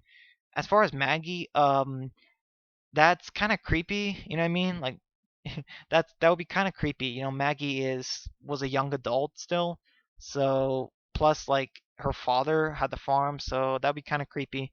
But I'll admit, yeah, Maggie was more attractive than Lori. Epic says that's one thing I don't like about Telltale is how they kill the characters you save. Yeah, Epic. The reason they do that is because of budget. Um, you know, they have to bring back the voice actors every time in case you did save them. Every episode. So yeah, like I mean, to be fair, I would have liked Carly to survive longer, but like what they did, it's done, and like I don't know, it's one of those things where it's like I'm glad we got our time with that character just because like it was short but sweet. I mean, if like would I have wanted to see Carly survive to season two? Maybe, but that would have changed the story so much. It just really depends. Like how they wrote it, I don't know if I would have changed it. You know what I mean? Because I don't know how I could have done it better.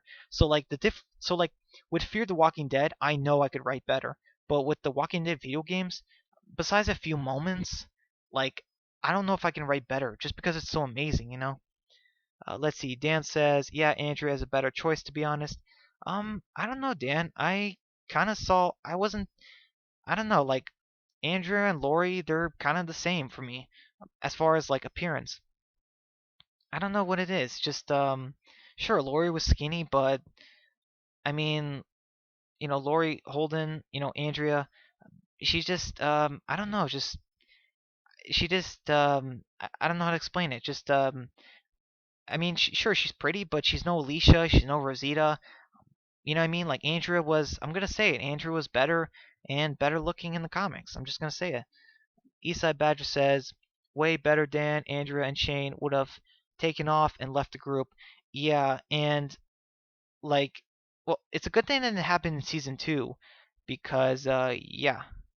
Um, I mean, right now in The Walking Dead, people are saying, like, are Carol and Daryl gonna leave? Are they gonna leave the group? I mean, Maggie left the group, Rick left the group, Heath left the group, Jadis left the group. Like, everyone's leaving the group. I love how in the beginning, like, pretty much no one except Morales left the group, and now everyone's doing it. You know, uh, yeah. So let's see. Epic says also I'm not spoiling anything about season three, but Eleanor looked like Carly. Um, okay. I mean that's no problem, Epic. Eleanor is you're just saying that she's a character, you know, at some point, and she kind of looks like Carly. She definitely has some similarities, but she's very different too. And I'm not gonna say how, but you know what I'm talking about. You know what I mean. Yeah, you know what I'm talking about, Epic. And I don't want to say here for Dan or Eastside Badger because they still have to play. But yeah, I can't wait to talk about season three. Hopefully, when you guys catch up. Let's see. Eastside Badger says Shane should have yelled at Rick, "Have fun taking care of my kid," and flipped Rick off and drove away. Oh wow, yeah. If he knew that Lori was pregnant, I don't know. I guess Shane wasn't that type of character to just leave, his unborn child. I guess Shane did have some code, some morals, and that kind of makes sense. You know what I mean? But yeah, I mean that would have been funny, but that would have changed up a lot of the story. Let's see. Dan says I could have seen him doing that. To be honest, LOL. I don't know, Dan. I kind of can't see him doing that just because like Rick and Shane were best friends and they had to be for a reason. Both of them are similar. They have some similar moments and ideas, but they do it in different ways. Both of them wouldn't want to leave an unborn child, especially theirs. Let's see. Dan, you also say can't blame Rick though. He got taken away instead of leaving for no reason, like Maggie. Yeah, I mean that's fair, Dan. I mean, you could. I'll admit, yeah, Maggie definitely has more. Okay, so they both do technically. So Rick was missing for 7 years, and he missed out on 7 years, on child support for his kids. But Maggie, she took her kid with her, and we don't know if she's been gone for 7 years. But I, I'm gonna say that she has been, just to make sense of it. Like Maggie left after Rick disappeared, and I just don't know. Like I've heard that Maggie is with Georgie, helping build other communities, other smaller communities, helping them, you know, with the key to the future, helping them build, uh, the same way she did with Hilltop, with the papers she got from Georgie back in season 8. But I just don't know. Like, I don't know if that's what she's doing. I mean, is it really what she's doing? Whatever she's doing can't be super dangerous, but then again, why isn't she talking to the survivors? Why isn't she sending messengers or letters? Nothing. It's just so weird. So as far as, yeah, Rick was taken, Dan, I'll agree with you on that. But the thing is, Maggie took her kid with her when she left. Rick unfortunately did not, and he missed out 7 years on his kid's life. And oh boy, when he gets back, like he's gonna have to talk to well, I don't know if child services or anyone's still available in the zombie apocalypse, but he's gonna have to talk to someone about missing his kid's life like that. But yeah, thanks for the comment. Eastside Badge says, "With a best friend like Shane who needs enemies, friends don't sleep with your wife. Shane was a great character, but he was trash." Um, I don't know if he was trash. Like, I think that yeah, he definitely had his moments, and his death like works so well. But I don't know. It's just, as far as like sleeping with your wife, yeah. I mean, to be fair, it wasn't as bad as in the comic. Like in the comic, Shane actually tells Lori, like, "I've wanted you for a long time," whereas in the show, it's pretty obvious that Shane only falls for Lori after the apocalypse. You know what I mean? Dan says, "Yeah, I agree with that, but the actor was awesome for Shane." Yeah, I agree, Dan. Absolutely. There's no doubt about it. It would have been weird if John Berthel played Rick and Andrew Lincoln played Shane. That would have been really weird. But yeah, I mean, like as far as like the actor for Shane, like he was great, absolutely. But yeah, I wish the casting could have been like that for a lot of the Walking Dead characters, but unfortunately it wasn't. Let's see. Eastside Badge says Michonne wouldn't have done what Lori did. Um. Oh yeah, you mean sleeping. Well, the thing is, okay, so who is Rick's best friend right now? I would say Daryl, right? So yeah, Michonne has not had a relationship with Daryl, so I'll give you that, Eastside Badger. I agree. Let's see. Epic says also the season 10 trailer wasn't that good in my opinion.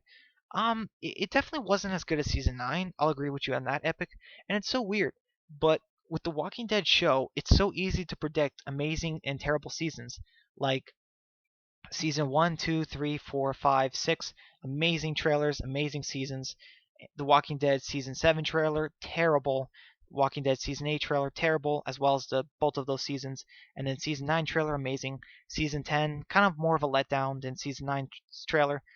So yeah, season 10 wasn't as good as the season, but here's hoping the second half is amazing. But yeah, I definitely agree. Season 9, definitely looks better. Let's see.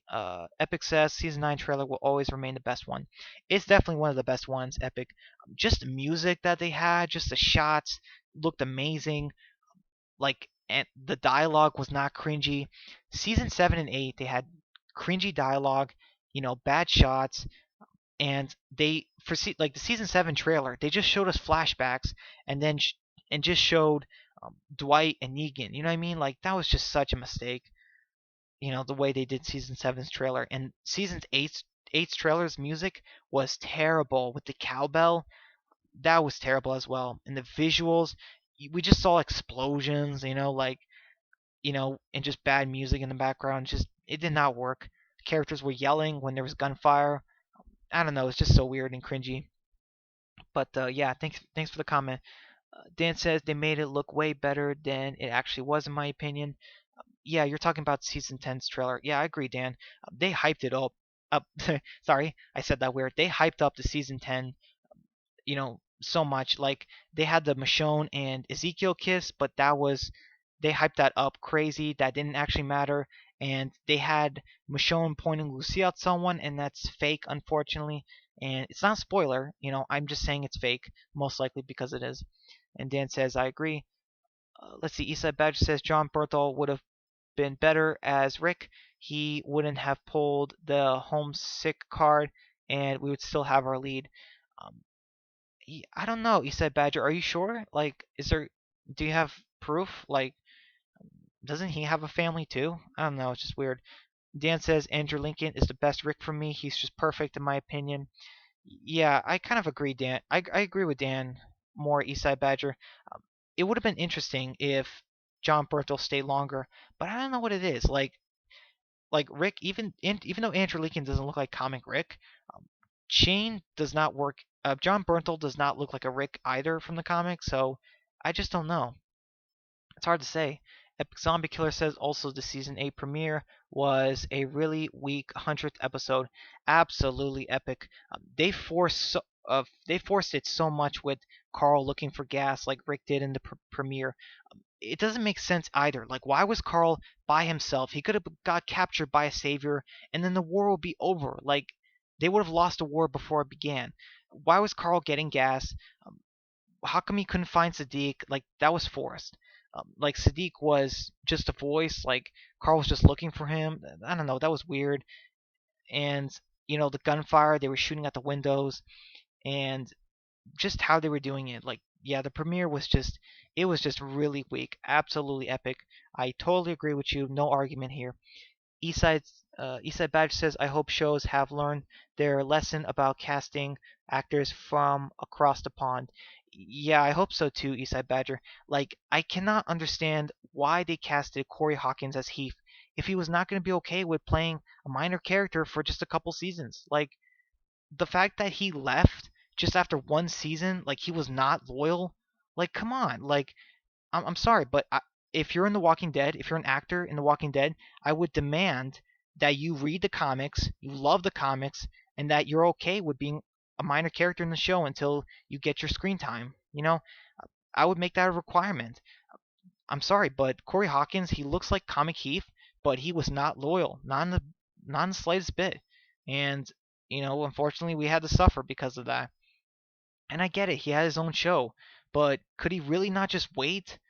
Corey Hawkins, he should have just waited. He should have been thinking about it and thought of, this is The Walking Dead. If I stay loyal to the show, I might be a main character at some point. Maybe I should choose this, but he didn't. Dan says, like Magna, lol. Yeah, I agree, Dan. I don't know what it is, but Magna just does not work in the show for me. She's just this whispering, tap 2 lady, annoying, girlfriend character, and I don't like that. Magna in the comics was so much better. She was this, nice woman who, what it was smart. She was suspicious at times, but she was kind to people. She wanted to help. She didn't steal from the group. Like that wasn't her. TV Magna and comic Magna are so different. I like comic Magna more. Yeah. Let's see. Eastside Badge says Bernthal is an American. Yeah, I had a feeling Eastside Badger. Thank you. Yeah, thanks for clarifying that. Yeah, that's true, but I don't know. Could he have stayed that long? Dan says that's true. He might have stayed. Possibly, Dan. It's just that we could never know. But I don't know. Could he have pulled off Rick? He doesn't look like. I mean, even though Andrew Lincoln doesn't look like comic Rick, he kind of looks more like comic Rick than Shane. I don't know. It's just it's hard to say. Let's see. Epic says funny how I know back before the show started, Frank Darabont, the guy that started The Walking Dead, he originally was going to cast Thomas Jane as Rick. Um, oh, hold on, Epic. I'm gonna look him up real quick. I hope you guys are okay with that. Let's see, Thomas Jane. Let's see. Um, I'm looking at him right now. Um, wait, is that? Oh, he's from the Punisher. He was the Punisher like a long time ago. Wow, I did not know that. Let's see. I mean, at least I think that's what it says. Hopefully, I'm reading right. But yeah, I mean, I did not know that. It could. I mean, it could have worked maybe, but I mean, I don't know. That would have been interesting. Yeah, but thank you for telling me, Epic. I didn't know that. Eastside Badger says he would have Dan. I heard he still watches the show. Well, that is amazing, Eastside Badger. I'm glad that he still watches the show. Honestly, we need more actors like that in the show who are loyal, who read the comics, who love the comics, who watch the show, love the show. Like, I'm sorry, if you're, a Walking Dead actor, like, you should use the show and comics to understand your character more, from the audience perspective too. Um, I'm trying to say, like, if you watch the show, it shows that you still care about that world. If an actor was just on the show and just said, like, oh, I didn't enjoy the experience, I don't care what happens next, like, don't get that actor. You know what I mean? That's how I would have write that's how I would write it. And Eastside Badger says, Epic, I heard it was between Bernthal and Lincoln. Yeah, can you guys imagine if it was the actor for Carter? Can you imagine if he was playing Rick? Yeah, that's crazy because if he was playing Rick, like, I wonder if the teddy bear girl walker would have just killed him first episode, because Carter was obviously such a weak character. Let's see. Epic says making TV Magna a prisoner was a mistake. Maybe Epic, kind of. Yeah, I'll agree with you on that. It was a little bit forced, like, what I mean, just making Magna a prisoner. Also, it's kind of weird. Like, Magna, she looks like she's in her maybe, I don't know. She looks like she's in her early 30s, and like, Michonne said that she was in prison for a hard time. Like, was Magna in prison for like a long time, and then the apocalypse happened? She got out. Like, I don't know. That's kind of weird because they were like 10 years in the apocalypse at that point. So I don't know. It's just kind of weird. Yeah, I agree, Epic. I think making TV Magna was probably a small mistake. They didn't need to do that. Plus, all the tattoos on her. Like, my goodness, it just takes me out of it. Too many tattoos. Dan says, and to think Shane hasn't been in the show in 8 years and still watches it. Yeah, Dan, and not only that, but we still remember him. You know what I mean? Just what does that tell you about the character? You know what I mean? Yeah, exactly. Dan, you also say if you don't watch the show, I don't care.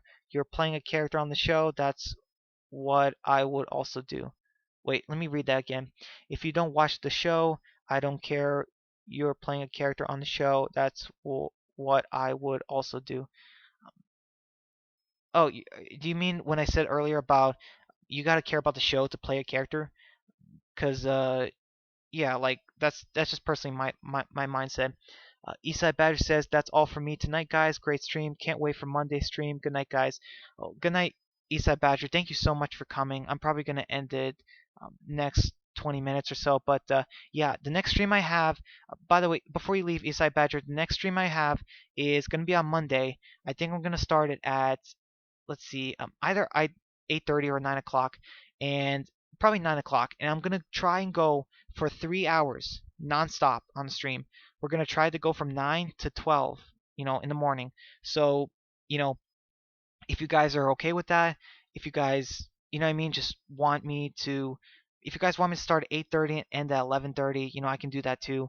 But I wanna hit that like 3 hour milestone kind of thing for a live stream if you guys want, you know what I mean? And I kind of need help.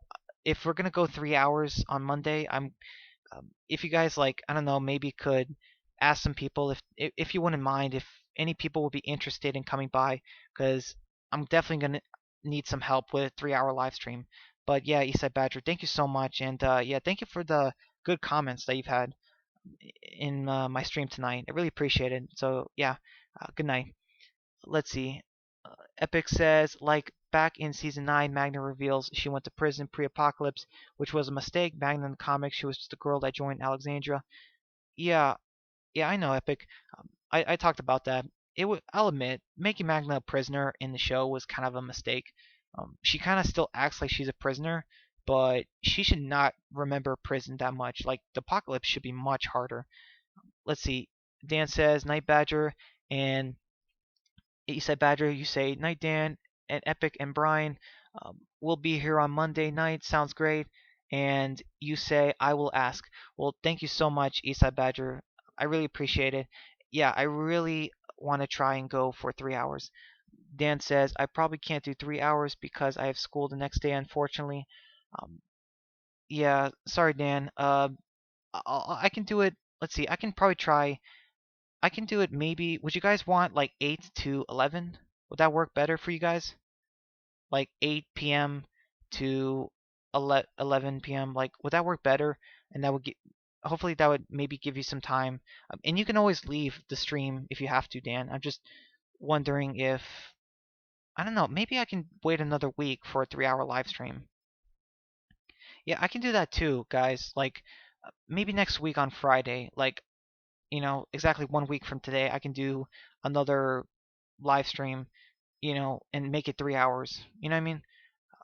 I might do that if you guys, yeah, like Dan, if you can't do 3 hours, like I can probably do for Friday 3 hours. So I might reschedule it to be 1 week.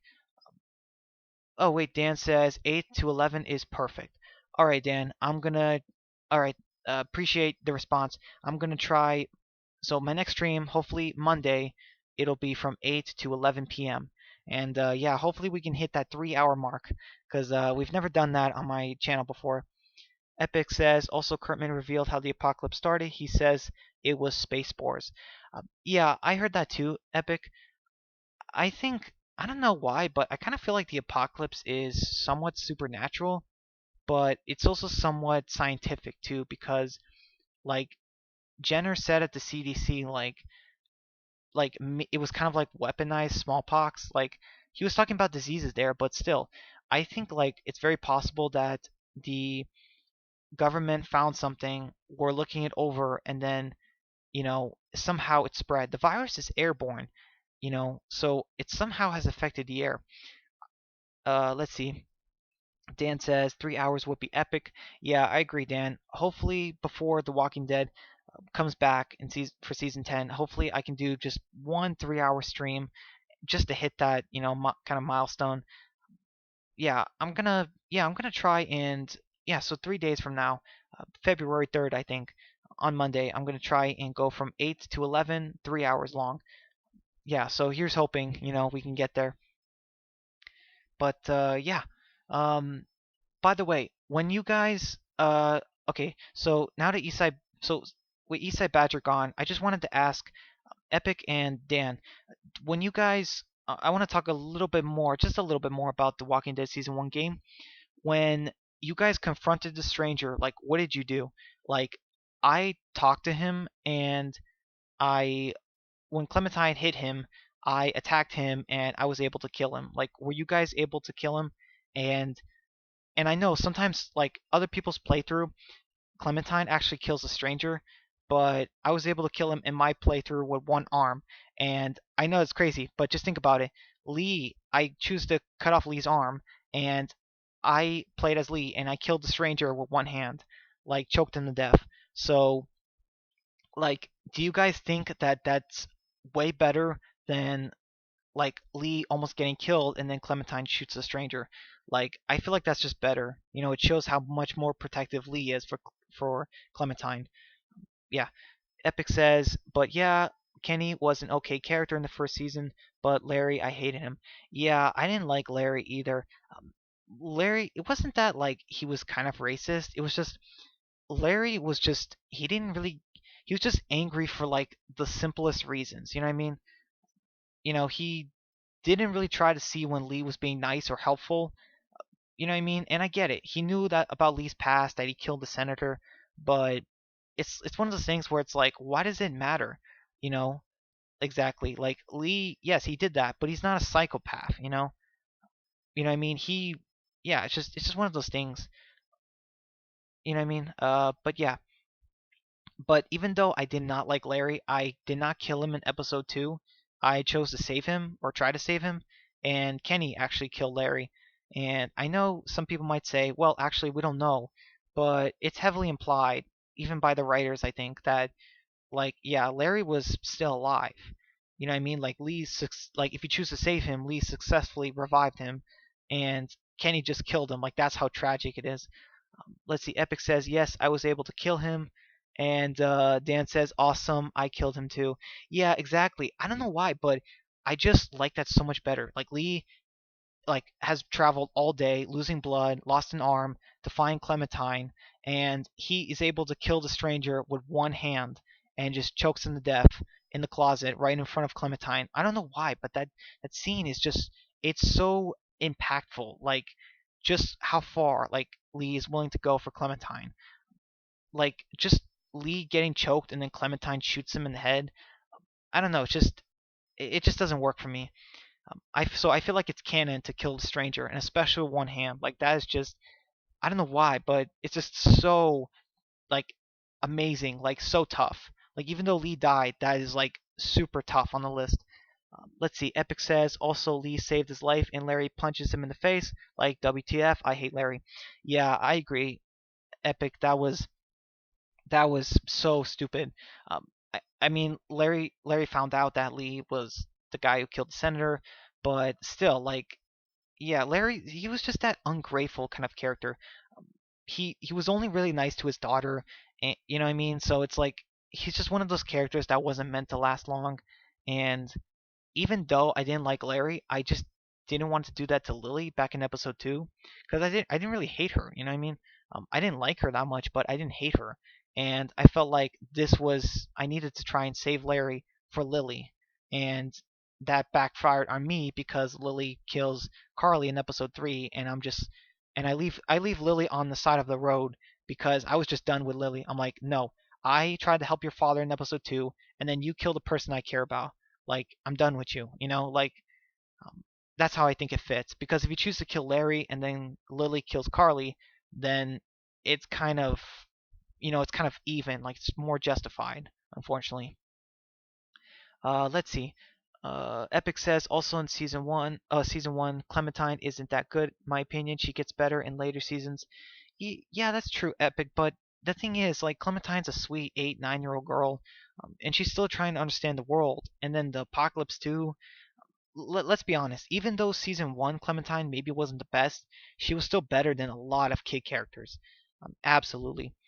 Let's see. Dan says Larry is comparable to Beth to me. That's bad.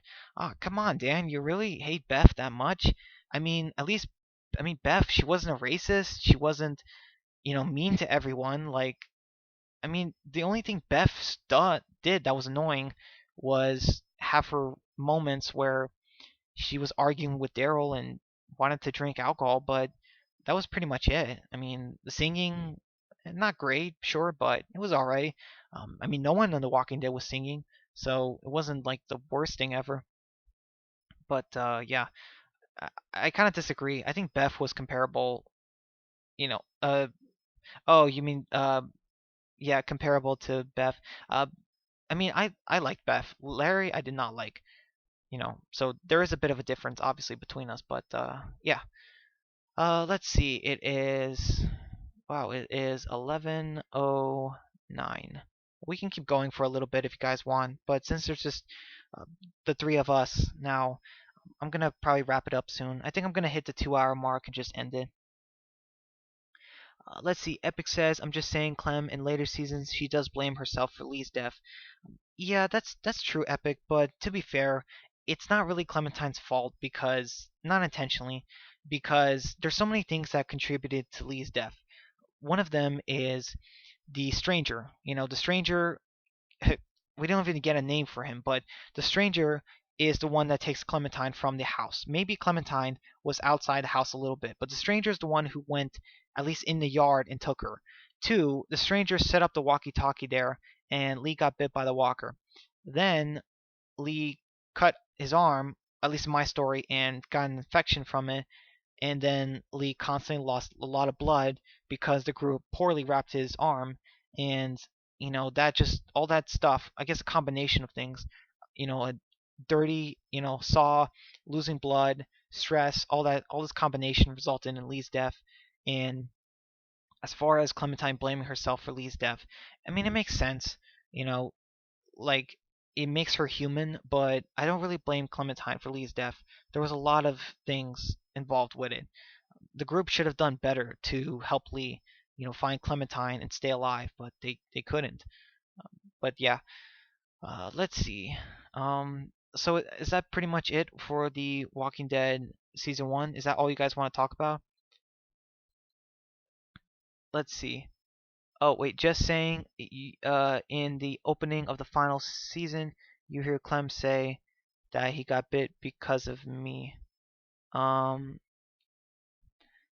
I maybe. Yeah, Epic. No, no parts from season 4, please. That's fine, I guess. It's not. Well, I think that's if you choose to blame yourself. I think when you play, I think I think Clementine has the option of choosing to blame herself with Lee's death, and I mean that's okay. You can put that, but yeah, please nothing else about season 4. Yeah, try to be ambiguous about it, but yeah, like it's just that it doesn't make sense for Clementine to say he got bit because of me, because Clementine did not leave that walker there like Carl did, unfortunately, with Dale. The stranger did. There were a lot of things resulting in Lee's death. And it wasn't just that he was bit. Lee, at least in my version, he died from an infection. He died from a contaminated blade. You know, when he cut his arm. So that's a couple of reasons why Lee died, and I don't blame Clementine. So yeah, I mean, if you disagree, that's fine. It's just that we in the story get to determine what's our canon, and I feel like that's personally my canon. So yeah, let's see. Um, yeah. So let's see. There's got to be more. Oh, what do you guys think of Chuck? Dan says glad to hear she's at least survived still season 4 because she's my favorite. Uh, yeah, Dan. Well, that's yeah. I mean, it kind of makes sense. I mean, like Lee doesn't survive. So if Clementine and Lee died before season 4, there wouldn't kind of be a game. But yeah, yeah. So now that you know, yes, Clementine does survive to season 4, but that's all. That's all we're gonna say. For the stream. Until you hopefully you start season 2, 3, and 4. But yeah, and let's see. Yeah. So what you guys think of Chuck? What you guys think of Molly? Oh, Omid and Krista. What you guys think of those characters? Because I knew that. Oh, let's see. Epic says I love Chuck. I wish he lived longer. Yeah. Yeah, I kind of agree, Epic. By the way, did any of you guys know that? Like, okay, so no. Okay, so did you guys notice anything about Krista? Like, did you guys personally notice it when? But yeah, Omid, pretty decent character, like from season 1, and Krista, okay characters. Molly could have been used more. Vernon in his group, we're not going to talk about Vernon in his group. I mean, they took a boat from a little girl and a group who helped them. We're not going to talk about those people. They're just the worst. I mean, seriously, who does that? But yeah, as far as Chuck, like, yeah, he was kind of short-lived, and like in a way, he kind of died because of Ben.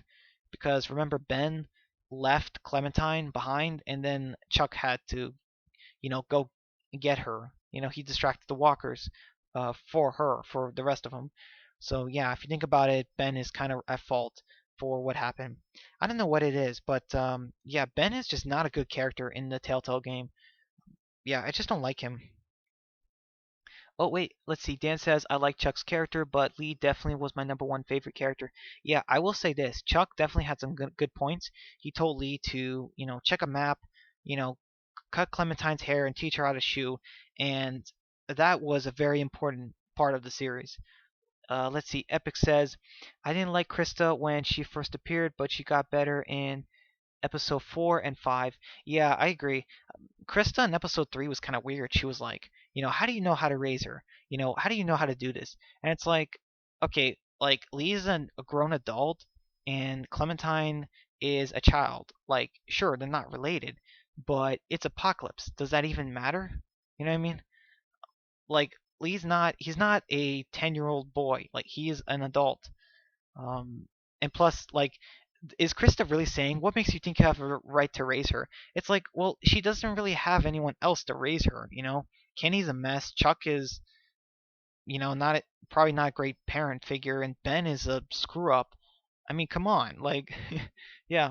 Dan says wasn't the biggest fan of her. Agreed. Just my opinion. No, you're right, Dan. Krista was definitely pretty weird in episode 3. but she was definitely getting better in episode 4 and 5. And Molly, she was a pretty cool character, but she should have been around longer. And let's see, I think that's pretty much it. Like, yeah, season one had a really small cast. That's just crazy, you know what I mean? Yeah. Um, I mean, that's just crazy. Like, season one has so many great characters and like underused characters, I guess. But it's kind of different in season two. Like season two, they use the characters like a lot. I guess they use the characters more, but still could have been better. Let's see. Epic says, plus Lee and Clem have been together since episode one. Yeah, I agree, Epic. But like I said earlier, like if Krista has a problem with Lee raising Clementine, it's like, okay, Krista, why don't you call child services and take her to an orphanage or something? Oh wait, it's a zombie apocalypse. There aren't any. You know what I mean? It's like what choice does Clementine have but to be raised by Lee? Like she doesn't really have a choice. Dan says, yeah, it's like who was she to talk? Yeah, exactly. I mean, yeah, exactly, Dan. It's just like you know what I mean? It's like, yeah, he's not her father, but it's like, does Lee have another option? Like, yeah, it's just one of those things where it's kind of weird. Uh, yeah. So let's see. Um, wow. Let's see. Yeah, you guys, I'm gonna wrap it up soon, really soon, if that's okay with you guys. But yeah, I definitely like talking about the, Telltale Walking Dead game. Man, I miss it so much. I miss Lee. Like, just the setup for Clementine as a character is just amazing. And yeah, I'm willing to bet. Oh, by the way, one last thing. Who did you guys feed in episode two? So in the beginning of episode two, Lily gives you 4 pieces of food, and you could only feed 4 characters in the group. And I always choose every time I do it. I always choose Clementine first, and then Carly, and then Doc, and then Mark or someone like that. But I'd sometimes mix up Mark, I guess. But I choose I choose Mark because like he always said how hungry he was, and the guy gets eaten in episode two. I'm like, man, that guy. I feel bad for him. Like what happens to him. So I feel like at least give him something before he dies, kind of thing. Let's see. Dan says perfect reasons why I didn't like her. Yeah, exactly, Dan. Epic says plus Clem was attached to Lee, so she would have went with him anyways. Yeah, I guess it makes sense, Epic.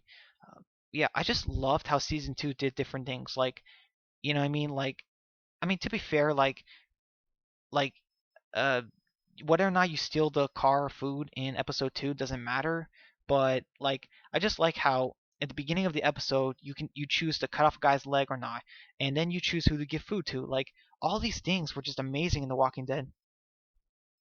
Let's see. Dan says I forgot. It's been a while since I've played it. Yeah, yeah, it has been a while, Dan. Epic says, like, I know they keep releasing remasters of this game, like the Walking Dead Collection and the Walking Dead Definitive Series. Yeah, that's true, Epic, but like, I like to stick with the original just because, like, just something about the color and everything. And sure, they fixed some glitches, but I think the color in season one was kind of better. Personally, that's just my opinion. Let's see. Yeah, we gotta wrap it up soon. But man, I missed season one so much. It was so great, you know. A lot of parts. Maybe episode four was like the most filler. Definitely didn't really need episode four in the franchise, but the characters were awesome, memorable, and I'm not saying it goes down from here, but you know, like season one and four are the best. You know what I mean? So season two not as good as season one, and then season three the worst in the franchise, and then season four was just amazing. So yeah, and let's see. But yeah, I hope yeah, Dan, I hope you play season 2, 3 and 4 and just like maybe compare and just like when you get the full picture of the Walking Dead franchise, like the video game franchise because you see where it takes Lee and Clementine from beginning to end. Like even though Lee dies in season 1, he still lives on somewhat in the rest of the seasons. Like he's still somewhat there like just because he had such a high impact on so many characters. I'm just gonna say that. But yeah, and Epic says plus the Walking Dead collection. I'm pretty sure that was season 3 graphics they used on season 1 and 2. Um, yeah, I think so too. But I didn't really like season three's graphics that much.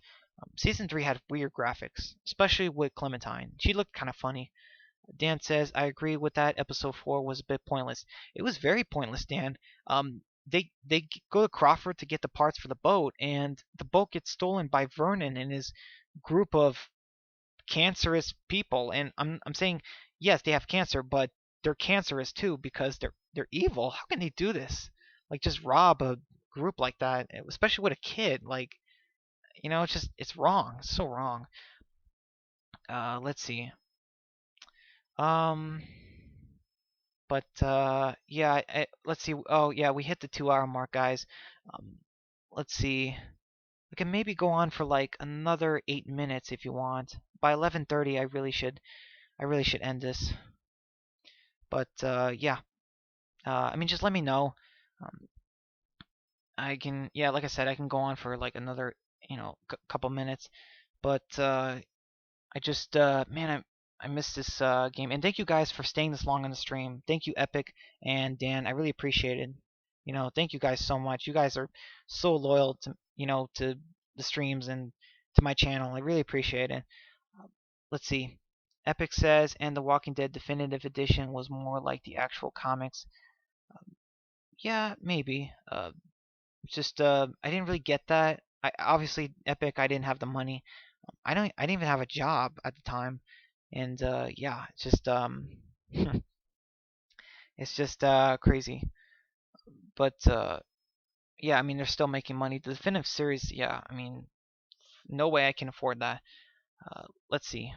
What else is there? So what else about the game that I can think of was amazing?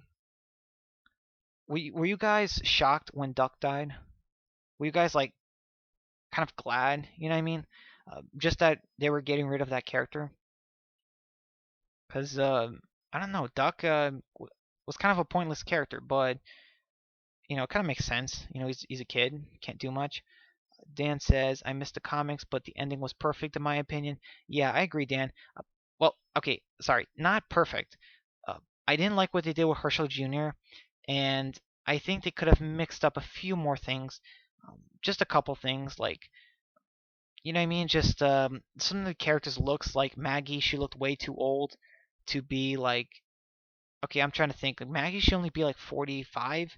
So, and Maggie looked like she was in her 50s or 60s or something. So, yeah. And Negan, he still had like black hair, even though he's like in his 60s as well. So it's like, I don't know. That was kind of weird. And Herschel Jr. being a spoiled brat, I would have changed that completely. I would not have done that. I would have had Herschel be an interesting character, and I just would have had someone else be a spoiled brat. I would not have had it be Herschel. Like, that doesn't make sense. Like, we were waiting for Herschel Jr. to be older, and that's what Kurtman gives us. Like, that was disappointing. But I will say this, Dan, than it was definitely better than the Game of Thrones ending. Absolutely. Epic says, yeah, but yeah, it's hard only talking about season 1 because all 3 seasons had things I loved and hated. Yeah, yeah, Epic.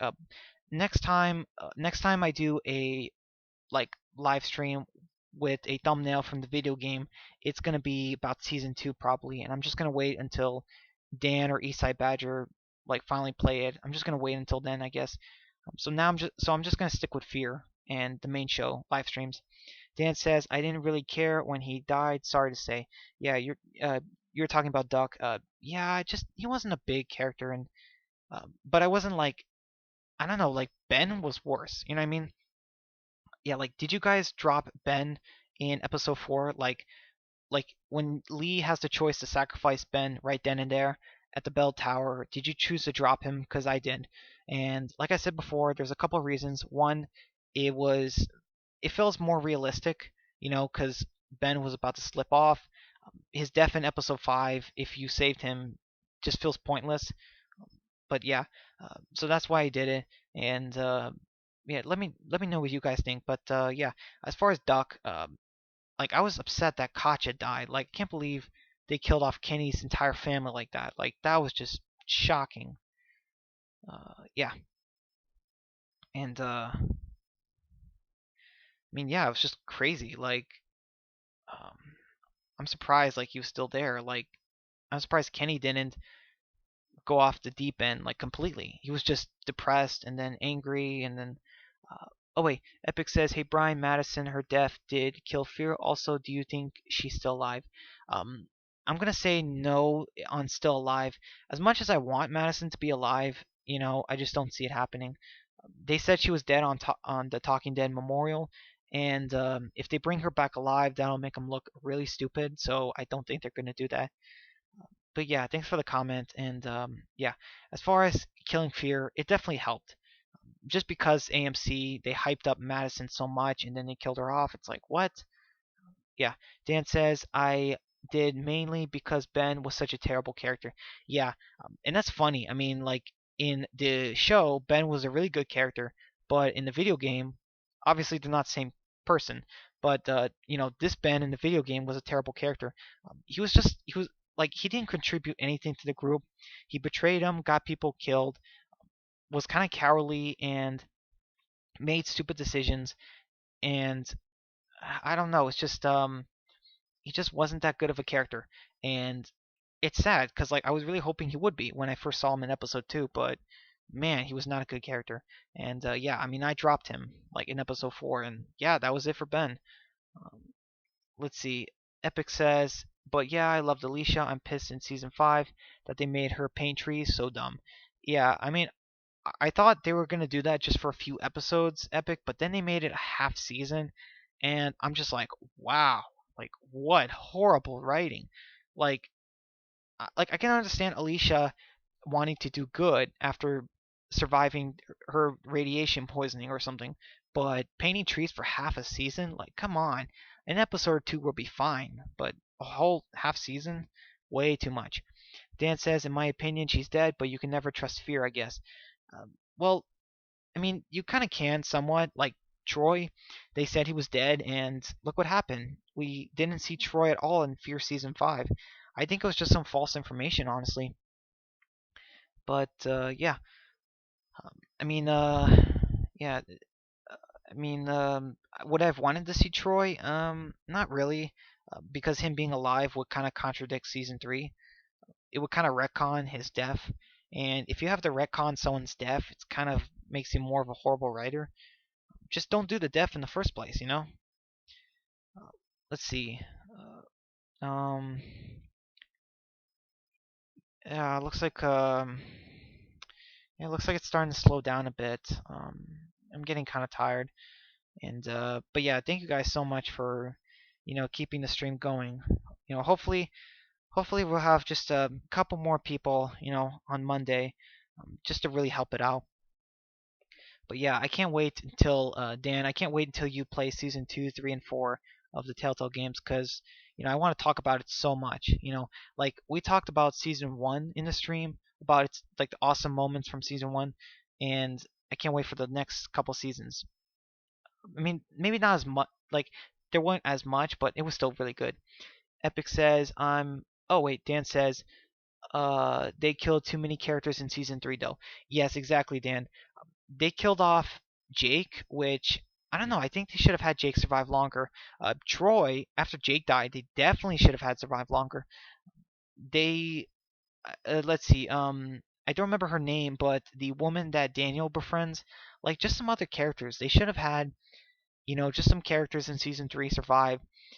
Like I'm sorry, but like why aren't they writing it like The Walking Dead? Like season 1, like okay, so like right now in The Walking Dead, we still have characters from season 1. We have technically a character from season 2, Maggie, and technically Michonne. Season 3, we have Judith. Season 4, we have Rosita and Eugene. Season 5, Gabriel. Like right now in The Walking Dead main show, we still have some characters from each season. Fear, we have no characters from like okay, we have characters from season 1, 2, but we have no characters from season 3, a couple from season 4 mostly, but hardly any in season 1. I mean, and just one from season 2, like it's just too little. I agree, Dan. Absolutely. We should have had some characters from season 3 survive. Like, even if we couldn't have had Jake survive, we could have had Troy survive, and maybe some people from the dam that Daniel was with. That would have been interesting. Epic says, I'm hoping Fear Season 6 is better, but it's not going to be. It'll be even worse than Season 5. Yeah, I can't believe that I'm reading that, Epic, but I agree. I can sense that it's going to be worse than Season 5. I mean, Season 5 was the characters mostly together. I mean, they were split, but they were still around the same area. But Season 6, they're going to be far away. Like, it's going to be worse. And you say one reason why Near Tamid was so hated was because it focused on Charlie, the show's most hated character. Yeah, exactly. And like I said in my review, like she wanted to find a home for the group, and it was like, why is this so important to her? Like the church is not really gonna work. It's just I don't know. It doesn't really make sense. Like that's her character now. She wants to find a home. She wants to be in a family. Like I don't know. It's just weird. It came out of nowhere. And Epic says, like, geez, Charlie, stop whining about the staying church. Yeah, exactly, Epic. She just came out of nowhere and wanted it to be done. Like, it's like she just wanted to make the church perfect, even though there were flaws with it. They had no water. They couldn't grow anything. It was dangerous. It's just so many problems. Um, but yeah, and yeah, sorry guys, I'm gonna end the stream now. Thank you so much for staying this long. I really appreciate it, guys. Um, yeah, and Dan says, yeah, that was so annoying. Yeah, I agree, Dan, absolutely. So yeah, guys, thank you so much for staying this long. I really appreciate it. Sorry the stream is a little bit shorter than other streams. We were mostly talking about the Telltale game, and there's not much to go on with that. But yeah, I'll see you guys. Well, I mean, I'll see Dan for his video tomorrow about Spotlight on Jimmy from season 2. But like, I cannot wait. Wait, Epic says also I'm never gonna forgive her for Nick's death. Yeah, I don't know, Epic. It's not as unforgivable as Negan killing Glenn, but it still is pretty bad. You know what I mean? Absolutely. I respect your opinion on that. Dan says, "Great stream." Well, thank you so much, Dan. I really appreciate it. And yeah, I'll see you tomorrow for your video, and I'll see you on Sunday as well for uh, some update video that you're probably gonna do, and then Monday maybe I'll do a video, or what, even if you don't, I'm gonna have my stream probably at 8 p.m. It's probably gonna start at 8 p.m. on Monday. And Epic says, bye, see you next stream, bro. Bye, Epic. Thank you so much for coming. And yeah, man, you have an amazing channel, both of you guys, and I want to thank you guys so much. Let's see. Dan says, can't wait for Monday. Yeah, it's gonna be pretty hard to go 3 hours. We're gonna need some more people, but yeah, hopefully we can get it done. But yeah, thank you guys so much, and have a good night, all of you. See you guys on Monday. Bye.